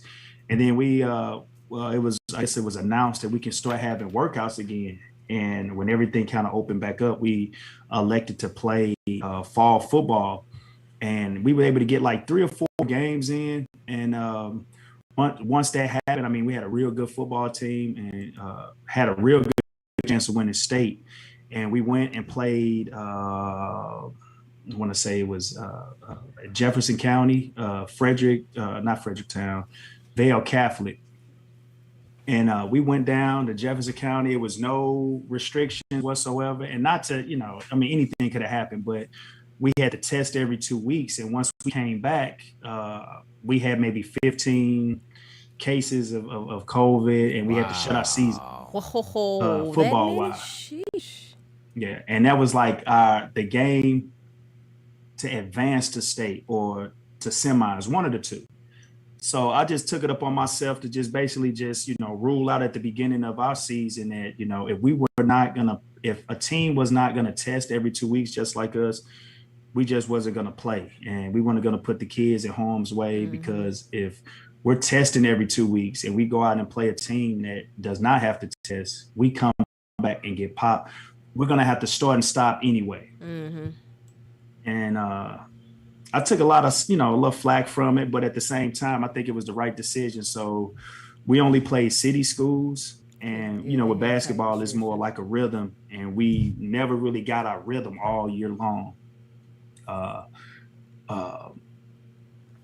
And from that, I mean, we only played 8 games. We was able to play in our district tournament, but for the most part, I mean, we didn't travel. We didn't do any bus traveling. We didn't do anything as far as bonding as a team. no fans, no morale whatsoever. So it was just basically trying to just motivate the kids. Just let's get through the year. We had seniors that wanted to, have a chance of playing, have a senior night. And so we were just able to get the season done and over with. But, the class of 2021 was, they were great sports. They went out, they competed, but ultimately, it was just kind of like, not really a full season for us. And so now, I just, I look at the summer as like our time to kind of get back on track with doing things, doing everything that we could have did during the winter season. Yeah. So with that and the kids knowing, okay, it's not going to be the regular season, like you said, for your seniors, how did they take that personally? Do they feel cheated? Did they understand? And what about the parents as well of those students? First and foremost, it was all about just being safe. Right. Regardless, sports altogether, that's great. But I wasn't going to be the reason that, grandparents or parents get sick and, you look at someone like, the coaches making us do this, that, and the third. Nah, the goal was to make sure that everybody was healthy. Right. I think some positive things came out of it. Kids were, I know they laxed a lot of requirements for schools for kids to get into school, to schools. So it was like a catch-22. A lot of on the athletic side, it was harder for kids to get athletic scholarships, but at the same time, it was kind of easier for them to enroll into a school to maybe get accepted at a school that may not have been on their radar to begin with. But other than that, it was just one of those things that, we were just trying to get through the season as much as possible. And again, talking about just being grateful and that gratitude, just the fact that we had a season. I look at Illinois and I look at some states didn't even have games at all, So we were able to have some. And I just think, that was the most important thing overall. For your seniors that felt like they were cheated, did you tell them or explain to them life happens, and with life, some things that you do well, you hard train, you do this and still don't go your way, but you still got to keep moving. Don't let that stop you. Let it motivate you. Oh, without a doubt. I'm big on always talking about the circle of no control. Like if you can't control it, it should take up as much space in your mind. But if you could control it, then that's something you can be worried about. But this whole pandemic stuff was nothing that we could control. Whether if the government was going to shut us down, whether if the city was going to shut us down, if the state, Misha, the state put parameters on us. Even as a school and at our administration, if they say that they didn't want to have sports, those are the things that the kids could control. But ultimately, what they could control is, coming to school every day, doing what they're supposed to do, and then think further on after high school is out. So I think they were able to accomplish that, but I don't think they felt cheated. So when we spoke with Coach Ryan Johnson, he said him and a few of his peers, they were the ones who pretty much spearheaded how they were trying to make the experience of being able to still play basketball, but still having those protocols and, playing under the seats and doing whatever. So who was the one that spearheaded everything in regards to just trying to protect these players while y'all were still playing during the season? I got to give big ups to our administration. Our president and our principal. We started school August 17th. So we were one of the few schools that went full time at the beginning. And so, like I said, everything was pretty much, you had to make sure you were clean and everything. We had folks separated throughout the school. We actually went to a block schedule where everything was virtual on Wednesdays. And again, that's something new that everybody had to get adjusted to. We had no control over it. It was just kind of like, we're going to go 4 days a week. Wednesday, we're going to do everything virtual. And we get back, we have to make sure that we wear a mask, clean. And so I think she did a great job of kind of, putting a plan together. Everybody stuck with it, staff, administration, even down to the students. And it worked out. We didn't have a big hiccup. We only had the hiccup in the fall with the football team, which that was the biggest group that was out at one time. But other than that, we kind of, navigated throughout the whole year without any hiccups. That's what's up, man. Right. That's definitely good. what's up. Once again, this is the Platform Sports Talk Show. Thank you for tuning in on another Wednesday edition of our show. For those watching for the first time, thank you very much. Share this stream right now. Like our pages on Facebook, Twitter, YouTube, on Instagram. Definitely show us some love. Let everybody know about our special guest who's on the show right now, Coach Bryan Turner. If you on Facebook and you leave the comments under his page or my personal page or Bunny's, we can't see it. So you have to comment under the Platform Sports Talk Show, so then we can see your comments on the screen and we can interact. If you have any questions for Bryan, any stories, you just want to give the man his flowers, talk about how he was in high school, no matter what it is, let us know what's happening. Let's go in Facebook. Come on, let's go. Let's get these views up. Coach BT or drawings. What are they all about? Oh, say that again. I'm sorry. The two drawings or paintings on your wall right behind you. What are they all about? Oh, I mean, I like the yellow, the gold in the kitchen. You know, a lot of the Zoom calls throughout the year was either done in my office or in my kitchen, and my son drew that over here, and I ended up getting this one back here, and it just. I mean, it's just a little inspiration. I like the color scheme to it. So nothing too heavy behind it. It's not like a deep meaning, but I see just something that just kind of went.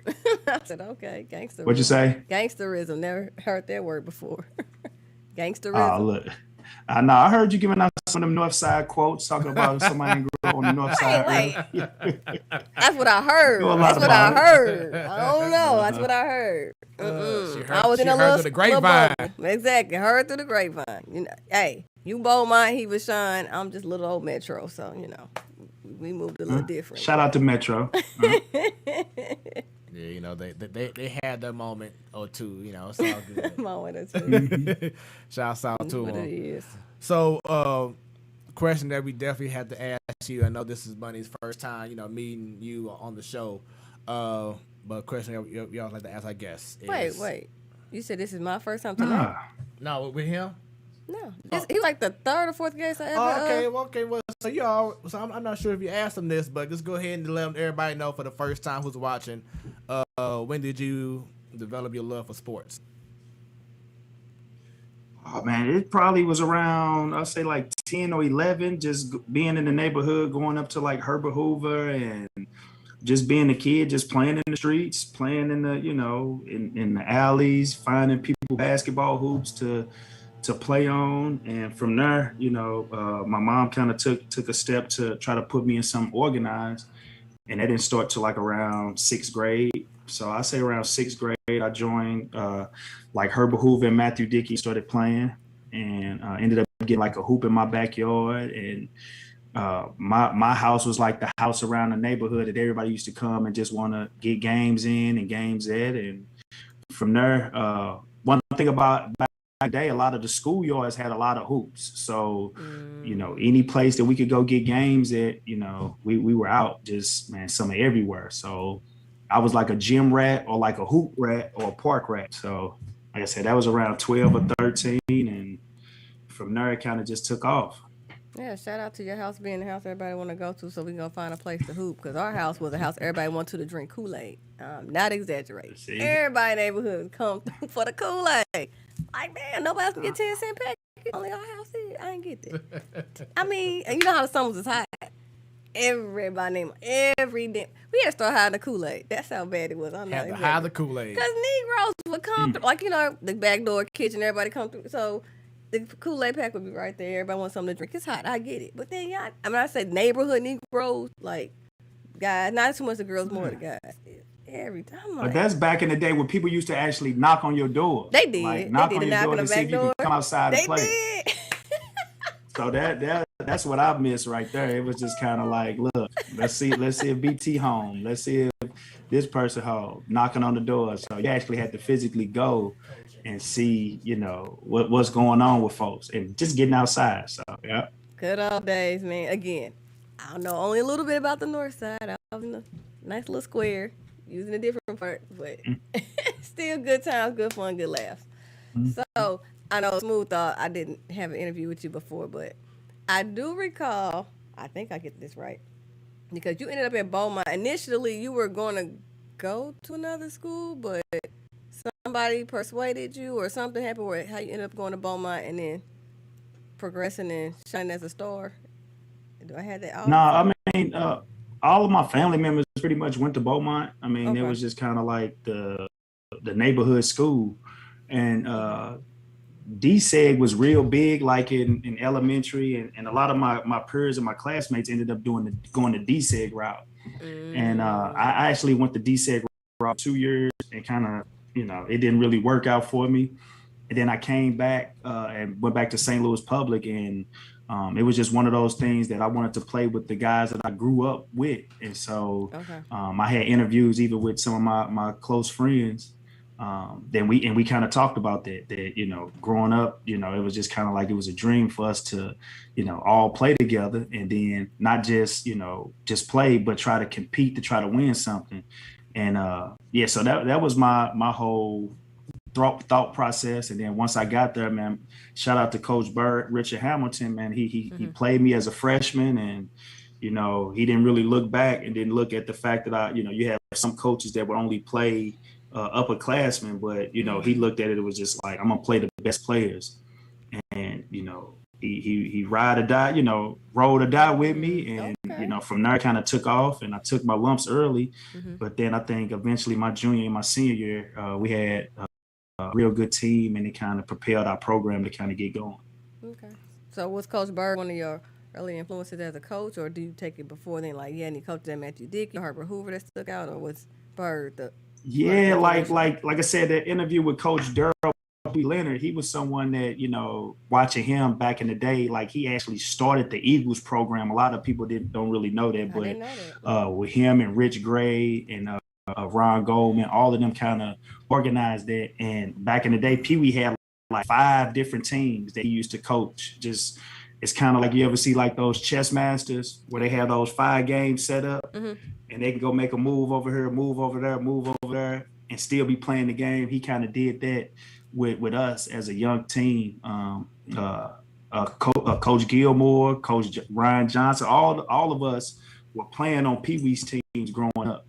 And he was just someone I looked up to. And right around the 8th grade, my 8th grade, 9th grade year, Coach Hamilton ended up getting the head coaching job at Beaumont. And he was just like, look, don't try to go anywhere else.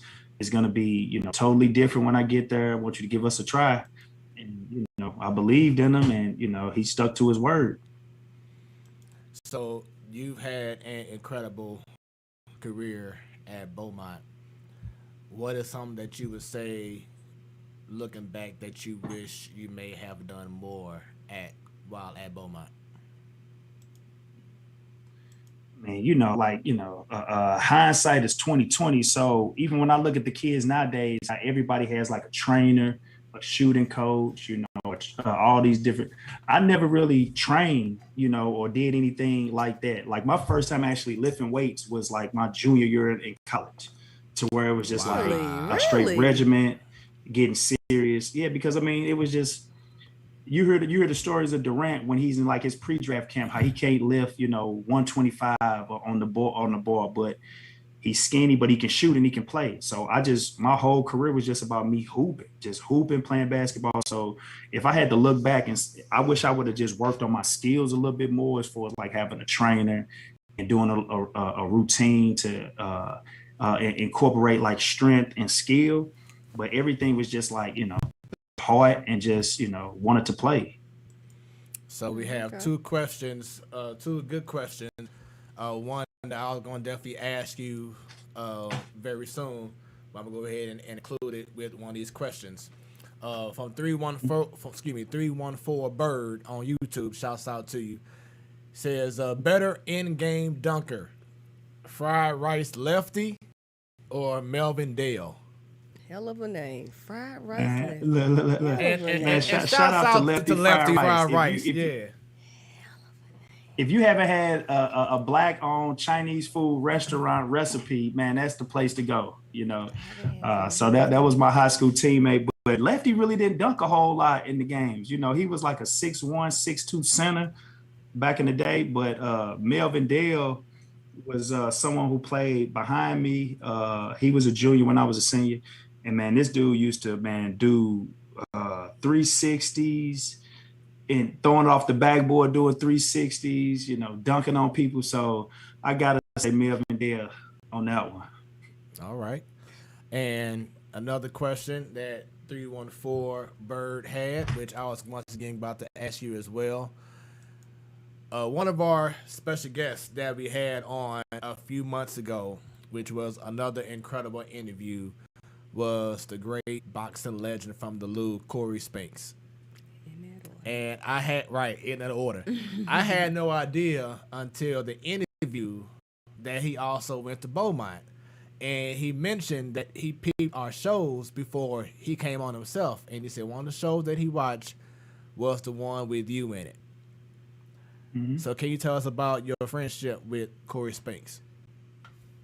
Man, shout out to Cole, man. Cole is like one of those type of guys, man, that just had like energy. And going into like my freshman year, again, it was one of those things that a lot of people don't know this, but when I was in the 8th grade, it was a chance that I could have possibly played high school basketball. And because, again, I'm a gym rat. I see neighborhood kids. I'm out playing.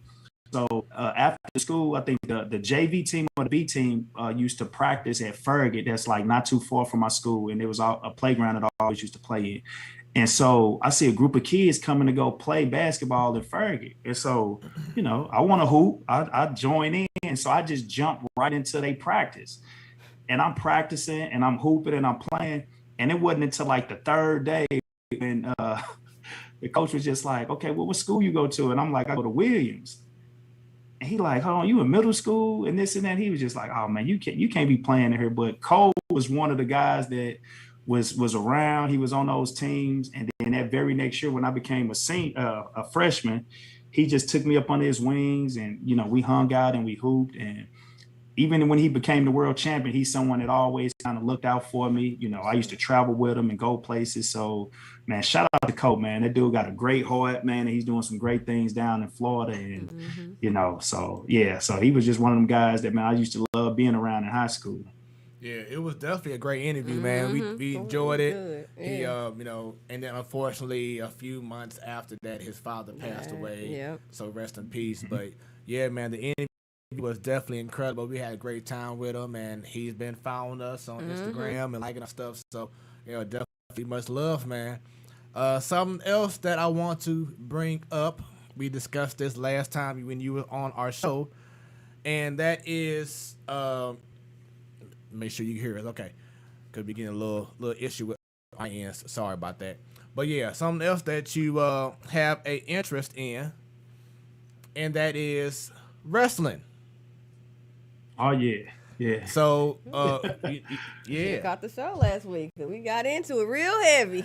and it's a good thing because we have the pleasure of now, let me make sure, we have the pleasure, actually, give me a few minutes here. And then she's about to go ahead and join us. But very soon, we're going to have our WWE expert, enthusiast, Miss Sharita Washington. She's gonna join us and in some wrestling conversations. But until she joins us, what has been your thoughts over wrestling over this last year? Because over this time, you've seen Roman Reigns finally get into his own. He's now like officially that dude that everyone wanted to see, and he's finally coming to his own. So what are your thoughts on what he's doing right now in wrestling and, of course, everybody else? Killing it. I mean, Roman is just like the star. I mean, when you see him and you look at him, you just know that dude, like, he does something for a living that has something to do with just like movies or entertainment. Like, he's the face of the whole, you know, wrestling, you know. But I think the last time we talked, I think he was just now starting to get that edge, and I wanted to really see him have a faction, and I thought it'd be dope if the Usos and Naomi and him had like just formed something to where they just destroyed mostly everybody, that any type of faction that came out, during that time. But like I said, man, he's a star. I'm thinking that once they start to get the fans back, he's gonna turn into a baby face because now he has the edge. I don't know. He may but the piped in, it's always been a thing to where the universe is gonna let you know what they want, right? Yeah. When they pipe in the music, when they pipe in the sound, they automatically booing him, booing him. So they're trying to tell us something with that. But once the fans start coming back, I guarantee they're gonna start cheering for him. But and the reason why is because they've always wanted him to be as raw as he is now and not trying to do too much. But before I continue, she is ready. So come on in, our wrestling enthusiasts. I say guru. Guru and Sharita Washington. Sharita, you have Bryan Turner on the show along with Bunny. What's going on, Sharita? What up, fam? Hey, girl. Hey. Good to have you back. What's going on over there? Hey, now. I had to rock the NWO shirt today, so. Just for y'all. NWO. So as I said before, Sharita, Bryan is a huge fan of the WWE, and of course, your ish, and I know mine. So you was talking about Roman Reigns. What has been your thoughts of over this last year of his dominance and what he's done for himself and for the whole wrestling organization? I'd say respect is due. He's come a long way. He came back from a phenomenal feat, like physically and personally. So I'm not going to disrespect anybody's like grand comeback, but I feel like he's on the opposite extreme of what we wanted as fans. He started off saying 2 words, believe that. And then they let him have the mic a little more and he was horrible. Then he got stronger in the ring. We found out why he wasn't so cardiovascular as we wanted him to be. We found out what was going on with that in hindsight. So I respect him pushing through that physically. But, right now, he's definitely where Vince wants him to be. But I think we wanted to love Roman. Like, we didn't want to hate him like this. So it's the opposite spectrum of where I wanted to see him. I'm glad that he's given one of those. So he's right. It doesn't matter which one it is right now. But he gave Jay a little bit more clout in the ring. He's pushed everybody to different limits. I think that Edge's comeback was confirmed and for me because it was against Roman at the pinnacle of his career. I think Daniel Bryan can respect that was his last match. But I wanted to love Roman. I still want to love Roman, and he's awesome on the mic. I'm low key okay with the fact that he's a Paul Heyman guy, but we didn't want to see him like this. You want to add anything else to it, Bryan?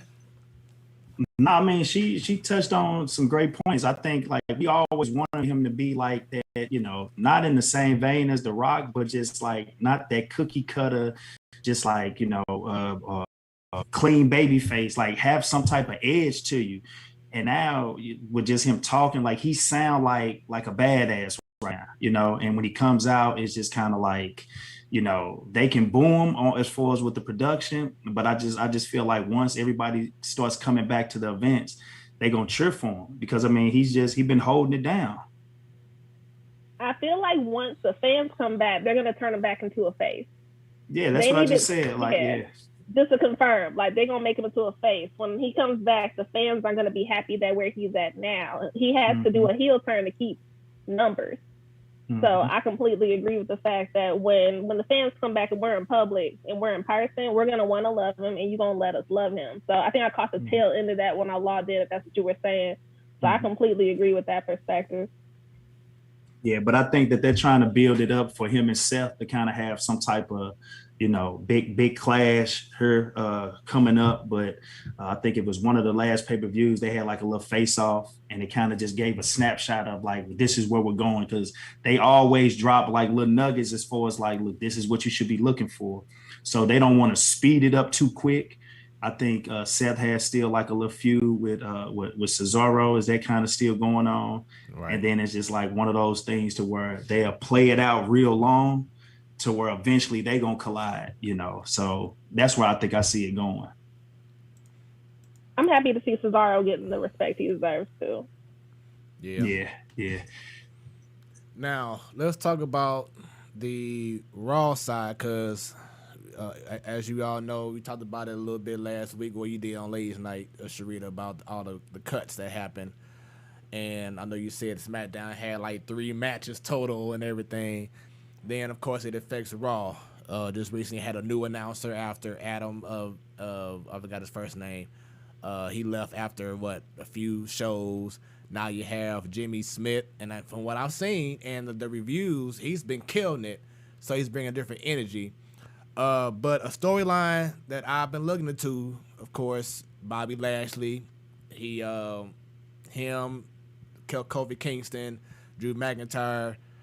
Now it's gonna be McIntyre versus Bobby Lashley. But behind the scenes, you saw MVP talking with Kofi Kingston, and I'm like, what's about to go down? This is about to be very interesting. What are they going to do with Kofi Kingston? What are y'all thoughts on that? As long as they don't give him another badass accent, I'm cool with whatever they do with Kofi Kingston. Look, tell me how you really feel. So you had to be there. It was bad. So this is what I'm thinking right now is that again, I think since McIntyre didn't win the belt when the fans were out, I think they're gonna put the belt on McIntyre at this last pay-per-view for him to defend it again. I think at SummerSlam. But watch, MVP he's gonna find a way to maybe get Kofi or the Street Profits in some type of faction, because I think what they're gonna eventually set up is that as much as I like Bianca, I think she's like the best. At some point, I can see the fans turning on her, and once they turn on her, that should be able to give a storyline to where you got MVP, you got the Street Profits, and then you can find a way to get her in and have him as the mouthpiece, because as good as she is, she's just like, she's too squeaky clean. You know what I mean? And I can see folks just turning on her once fans start coming back, because it's just like she has the perfect wrestling image right now, because nothing seems like it's phasing her. So kind of like Seth Rollins' issue was at first. But that's what I like. Don't turn your back on Bianca. But you don't know do what? that. No. When you point that out, Bryan, Bayley's facing the black version of her old self. Mm-hmm. That's what's happening right now. I'm still petitioning. Don't turn your backs on Bianca. Don't do that. Yeah. You know what? It might, like you said, it might be good for her though. Because I mean, the weird thing about wrestling is the black people do better when they're heels. Right. Heck no. They honestly do. It's like when Denzel won this Oscar for Training Day, but right. like, that wasn't his best performance. Right. That's what's gonna end up happening. So I see that now that you put it out there, it's gonna happen. And the same. And I don't know where Sasha's been, but I mean, they gonna throw her in the other one. Sasha's gonna come back and take back over SmackDown, and then somehow her and Bayley will end up back together again, because they're basically Edge and Christian. Yeah, I just think that because I know it's at some point they're gonna do a draft, but I can just see, they have been talking about Rhea and Bianca being like the Rock and Stone Cold of this era, so they have to find a way to. I mean, I think Rhea is they got her like the badass right now. But I think she's more cut to be like the face of their women's division, or even the face of the whole company. I just think like she's like the next movie star. Like if they was able to put or cast some type of action star, she can be the next one that come from wrestling to get into Hollywood. So I think they would have her as the face, and then have Bianca as like the bad guy. But she would have to have some type of manager with her to spark it. And Even think about Montez going solo. And then make you go. Him and Dawkins turning on each other. Yeah, I think that's coming. I mean, that if you see that dude wrestle and him perform, he's like one of the top wrestlers in the whole company. I mean, he got Shawn Michaels in him. He's a high flyer. Like, look at all of the stunts that they have him do. Right. He'll run and hit a flip over the whole ring and take out so many folks. And when he jumping off the top rope, like they have to tone him down when he in the ring. And as much as Dawkins, he don't serve him no type of justice. And I just think that they planting the seeds to eventually have him be like the next big star. Because, I mean, he got all of the skills. Yep. Now, Sharita, I know we talked about this last week, that you definitely can be a story writer for them. But it sounds like Coach Bryan over there trying to be part of that action, too, right? The storyline for him as well, man. Everybody trying to drop it. these jewels. I'm like, wait a minute. The fans are the best story writers for WWE. And if they listen to us a little better, their ratings will be higher. Man. So then what about the AEW? Wait, that's what it's called, right? Yeah. What about them, though? Look at you, Bonnie. I learned a lot last week on Ladies Night, man. I was like, look at y'all trying to get me to sound like I'm smart. You know what I'm saying? Yeah. Sheree, I'll let you go. You go ahead with AEW. You know what? I made the comparison last week, and I'm going to stick with it. I was and still am hardcore WWE. I've tampered here and there with AEW. But I was also the person who like stuck with Samsung for 10 years and then finally went iPhone. So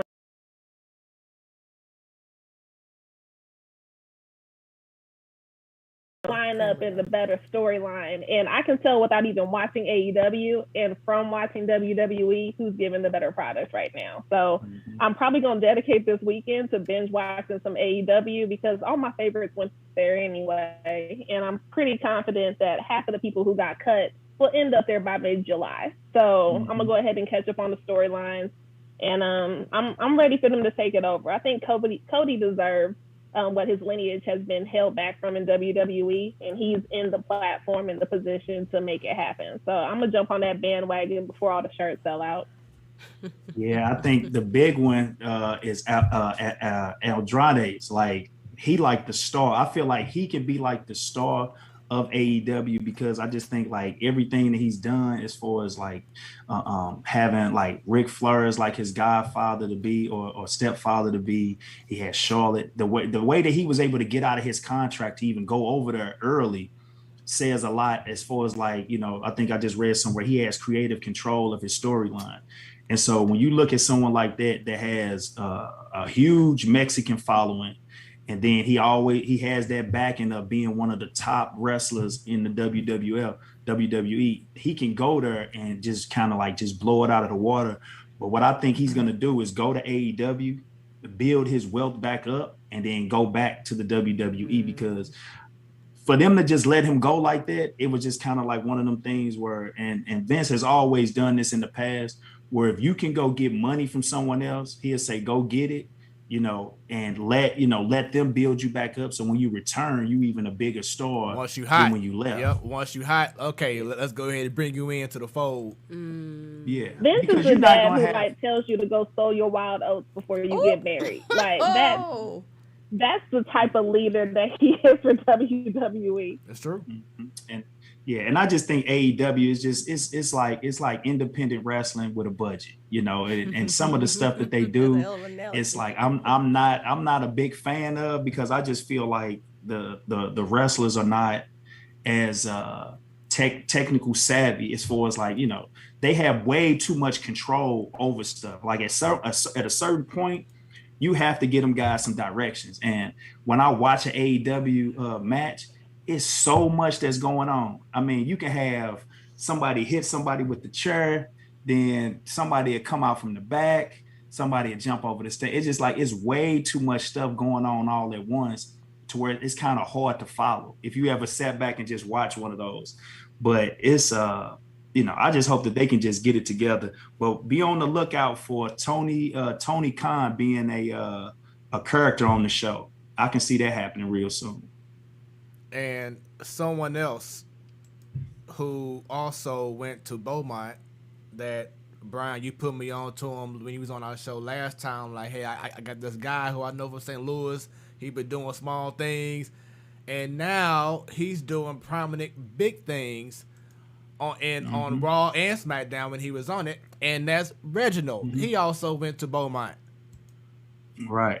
Yeah. So actually, I coached Reginald, all 4 years of high school. Wow. And just stayed in contact with him just throughout. I mean, he's just one of those kids, just high energy. And I never forget that we knew he was going to do something special when, you have kids that, at Beaumont, it was never really like this. Probably at Metro, it was like this, where you have kids that play sports. But then, hold on, let me finish. So you had kids that play sports, but then you also have kids that have to leave sports early because they have piano lessons or they have a debate or they just have way too much stuff on their plate.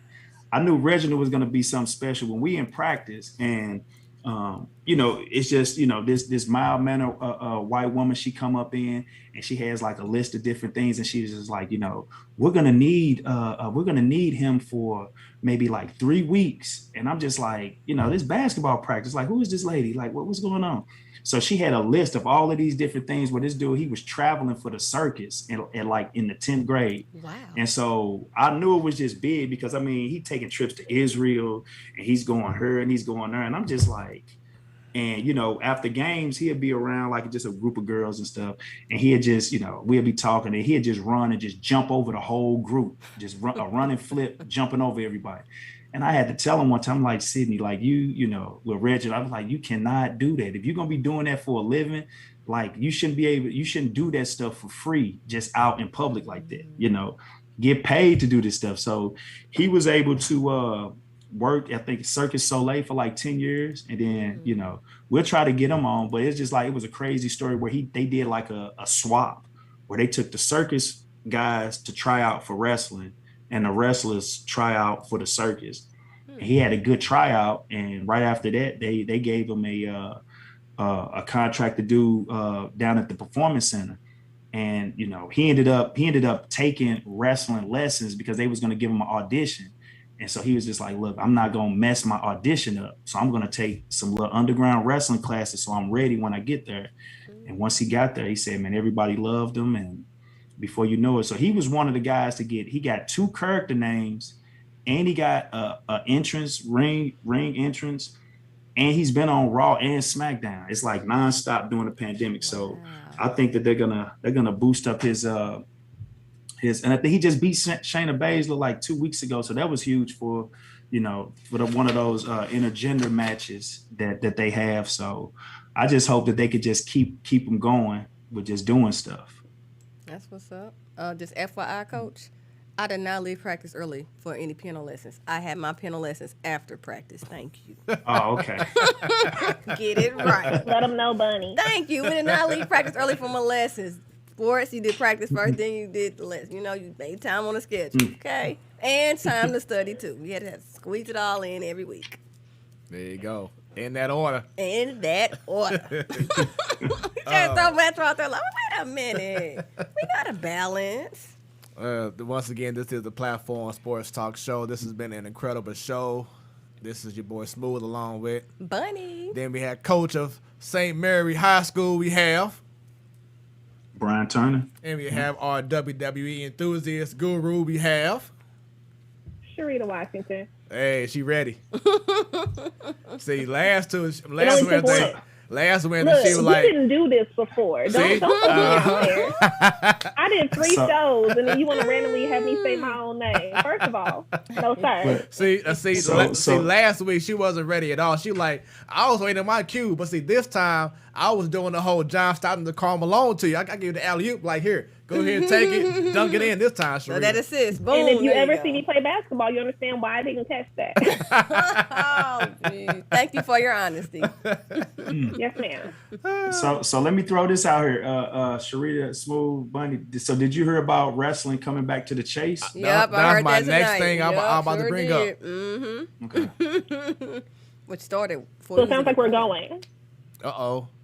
I'm already there. Hey, we got to make it happen. Take some nice little photos. Like, hey, the Platform Sports Talk Show along with the Bryan Turner podcast. We here. You know what I'm saying? In the building. We in the building. But yeah, and I heard that it's going to be Mickie James, former WWE superstar. She's going to be pretty much writing everything for, I believe, both nights, but definitely for the ladies' night of that show. So they had like a 2-night thing, I believe. Okay. So it's gonna be very big, going down at the Chase. They taking it back, baby. That's what I said. Like, They taking it back to the Chase. It was like 40 years in the making or something like that. So it's a big deal. A lot of people who are diehard wrestling fans, they are very excited about what's going on here in the Lou with bringing that back. So shouts out to them for bringing wrestling at the Chase back. And it could be a who's who of people who may show up there too. Call out Reginald, see if he'll make a guest appearance. Yeah, but I kind of was following. I don't know if you guys follow the NWA. I think they had like a YouTube show, and they have. I mean, it's the nostalgia of what they're trying to do as far as bring it back. So back in the day, I don't know if you guys remember like Mid Atlantic Wrestling and WCW and NWA. It was like studio wrestling. So that's pretty much what the NWA is doing right now. So it's nice to see that they're catering to the old NWA, because I think the St. Louis headquarters was like the national headquarters for the NWA back in the day. So just to have us have a staple in the wrestling game is like huge. So I just hope that it's gonna be big. So yeah, I can't wait. And hopefully it's something that's also televised too, not just something that's coming in town, but needs to be televised some way somehow. That'll be big time. Is there any other stories or anything just in regards to wrestling, Sharita, that has caught your attention? Oh, I should mention, of course, RK Bro. RK Bro. Yeah, I need the shirt, I need the hat, I need the hoodie. I need all of it. Oh, you want the whole shebang. What's your thoughts on I'm not RK? mad at the layout is dope. Yeah, because when I saw Randy Orton's hoodie, I'm like, wait a minute. That's okay. I see it. Okay, RK Bro on the hoodie. I'm like, all right. I see. He's invested. He's fully invested in it now. Bryan, RK Bro, I've been waiting for it. Your thoughts on the RK Bro? No, I mean I like both of them together. It's just one of those things that I just think it's gonna be like a slow burn. Like they need to get Riddle over by putting him with Randy Orton, and then by they'll have this little partnership for a while, but just like with all the storylines, they're gonna eventually break up and then they're gonna feud. That's what I just hope, that they able to once the fans come back, that we can get some better writing, because it's just kind of like you can see this stuff from a mile away. Once you start watching it, you already know they about to set this up and they eventually gonna collide. I just think that they need to try to throw a swerve in there at some point and somehow with them.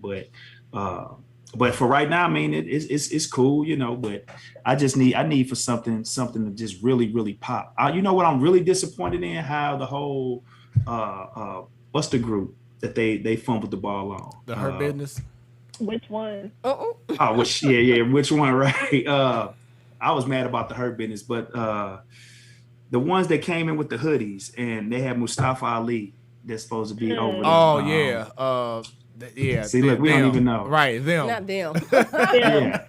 I was mad about that, but I'm just they need to spice it up just a little bit more, man, with something. They got to come with some heat once these fans come back. What was their damn names? Golly. Retribution. Yeah, there we go. There we go. Yeah. I kept wanting to call them Nexus. That's all they are. Yeah, right. That's all it was. Retribution. But to go from when they first arrived, how they came in destroying, it was different. Stuff over. Yeah. Because you thought it was like an Antifa group when they came in. So I guess they must have got a whole bunch of folks saying like, look, y'all need to tone it down with that. And then they went from there to having whips and chains and all this crazy stuff on. But little stupid mask. Linda probably made a phone call. Okay. Yeah, but creative writing is definitely important to sell the product, and on the Raw side, it's definitely been lacking. SmackDown has definitely just been the it show for quite some time now, but hopefully, especially with having live fans in the next few weeks, that things start to ramp up. A lot of people are saying, I know you brought up the scenario with maybe Drew McIntyre, Bryan will win or whatever, but looks like rumors are that they're trying to set something up for Lashley to beat McIntyre and then to have Brock Lesnar come back and face him in SummerSlam. Thoughts on that? No, I don't think it's gonna happen. I think the big name. What you think, Sharita? What you think? I could do without it. Yeah, I think it's just I don't know. I mean, it'd be nice. I think that's something like that you got to say that for WrestleMania if that's gonna be big, because I mean, Bobby Lashley is the black version of Brock Lesnar. So if it's something that big, I think that they would have to just meet at WrestleMania. I think with SummerSlam, is it in Dallas or it's in Texas? No, it's in Las Vegas. It's in Vegas? Yeah. Yeah. I can see them having somebody like a movie star come out, and I think they're going to save The Rock and Roman for when they go to LA. But with SummerSlam, I can see like maybe somebody like John Cena or somebody that is like a one-off. Like they got to put some fans in the stands. So they got to get like a big name to come out for just like how they did Goldberg. But I don't think it's going to be anything significant, especially with like Brock. Sharita's face when you said Goldberg. Yeah. What's up with Goldberg? Her face said it all. Uh-oh.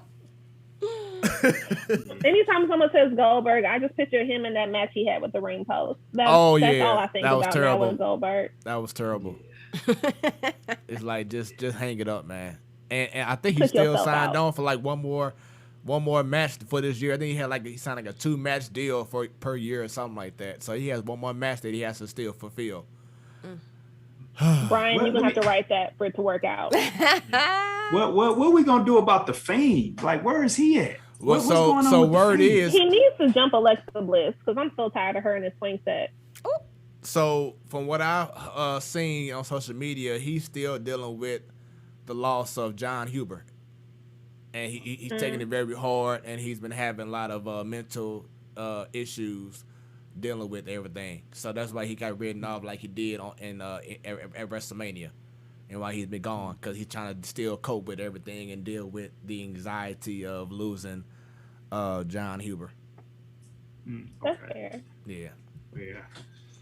But yeah, great conversation and great having you back 2 weeks in a row now, Sharita, talking about some WWE.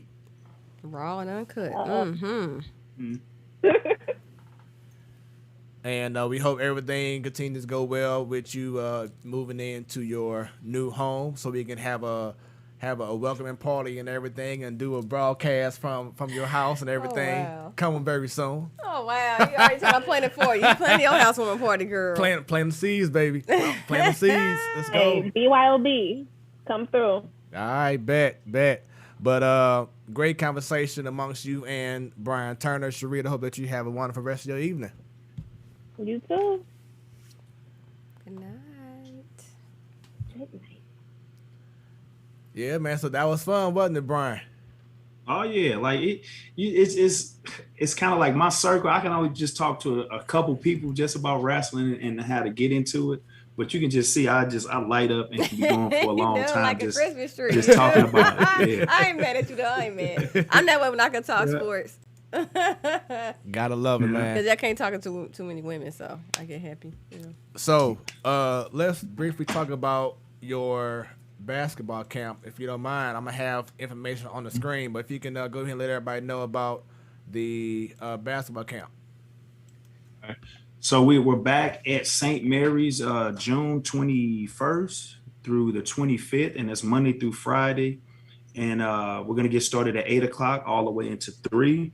It's going to be a full jam-packed week of just hoops. I mean, we don't, it's the levels of the camp is pretty much for everybody. It's not just like an elite level or for beginning. I mean, it's going to be something for everybody, but we just try to, try to make it fun.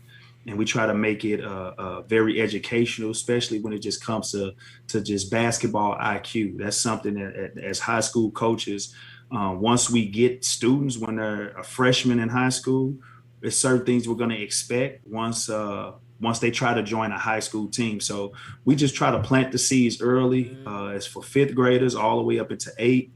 And yeah, it's going to be a lot of offensive stations, defensive stations, some competition games, some team games. You're going to have a chance to win a lot of prizes. So it's going to be fun. This is like our 5th year doing this. We always have a great turnout, and we get kids coming from all over. But yeah, you can go to BryanTurnerBasketball.com to sign up.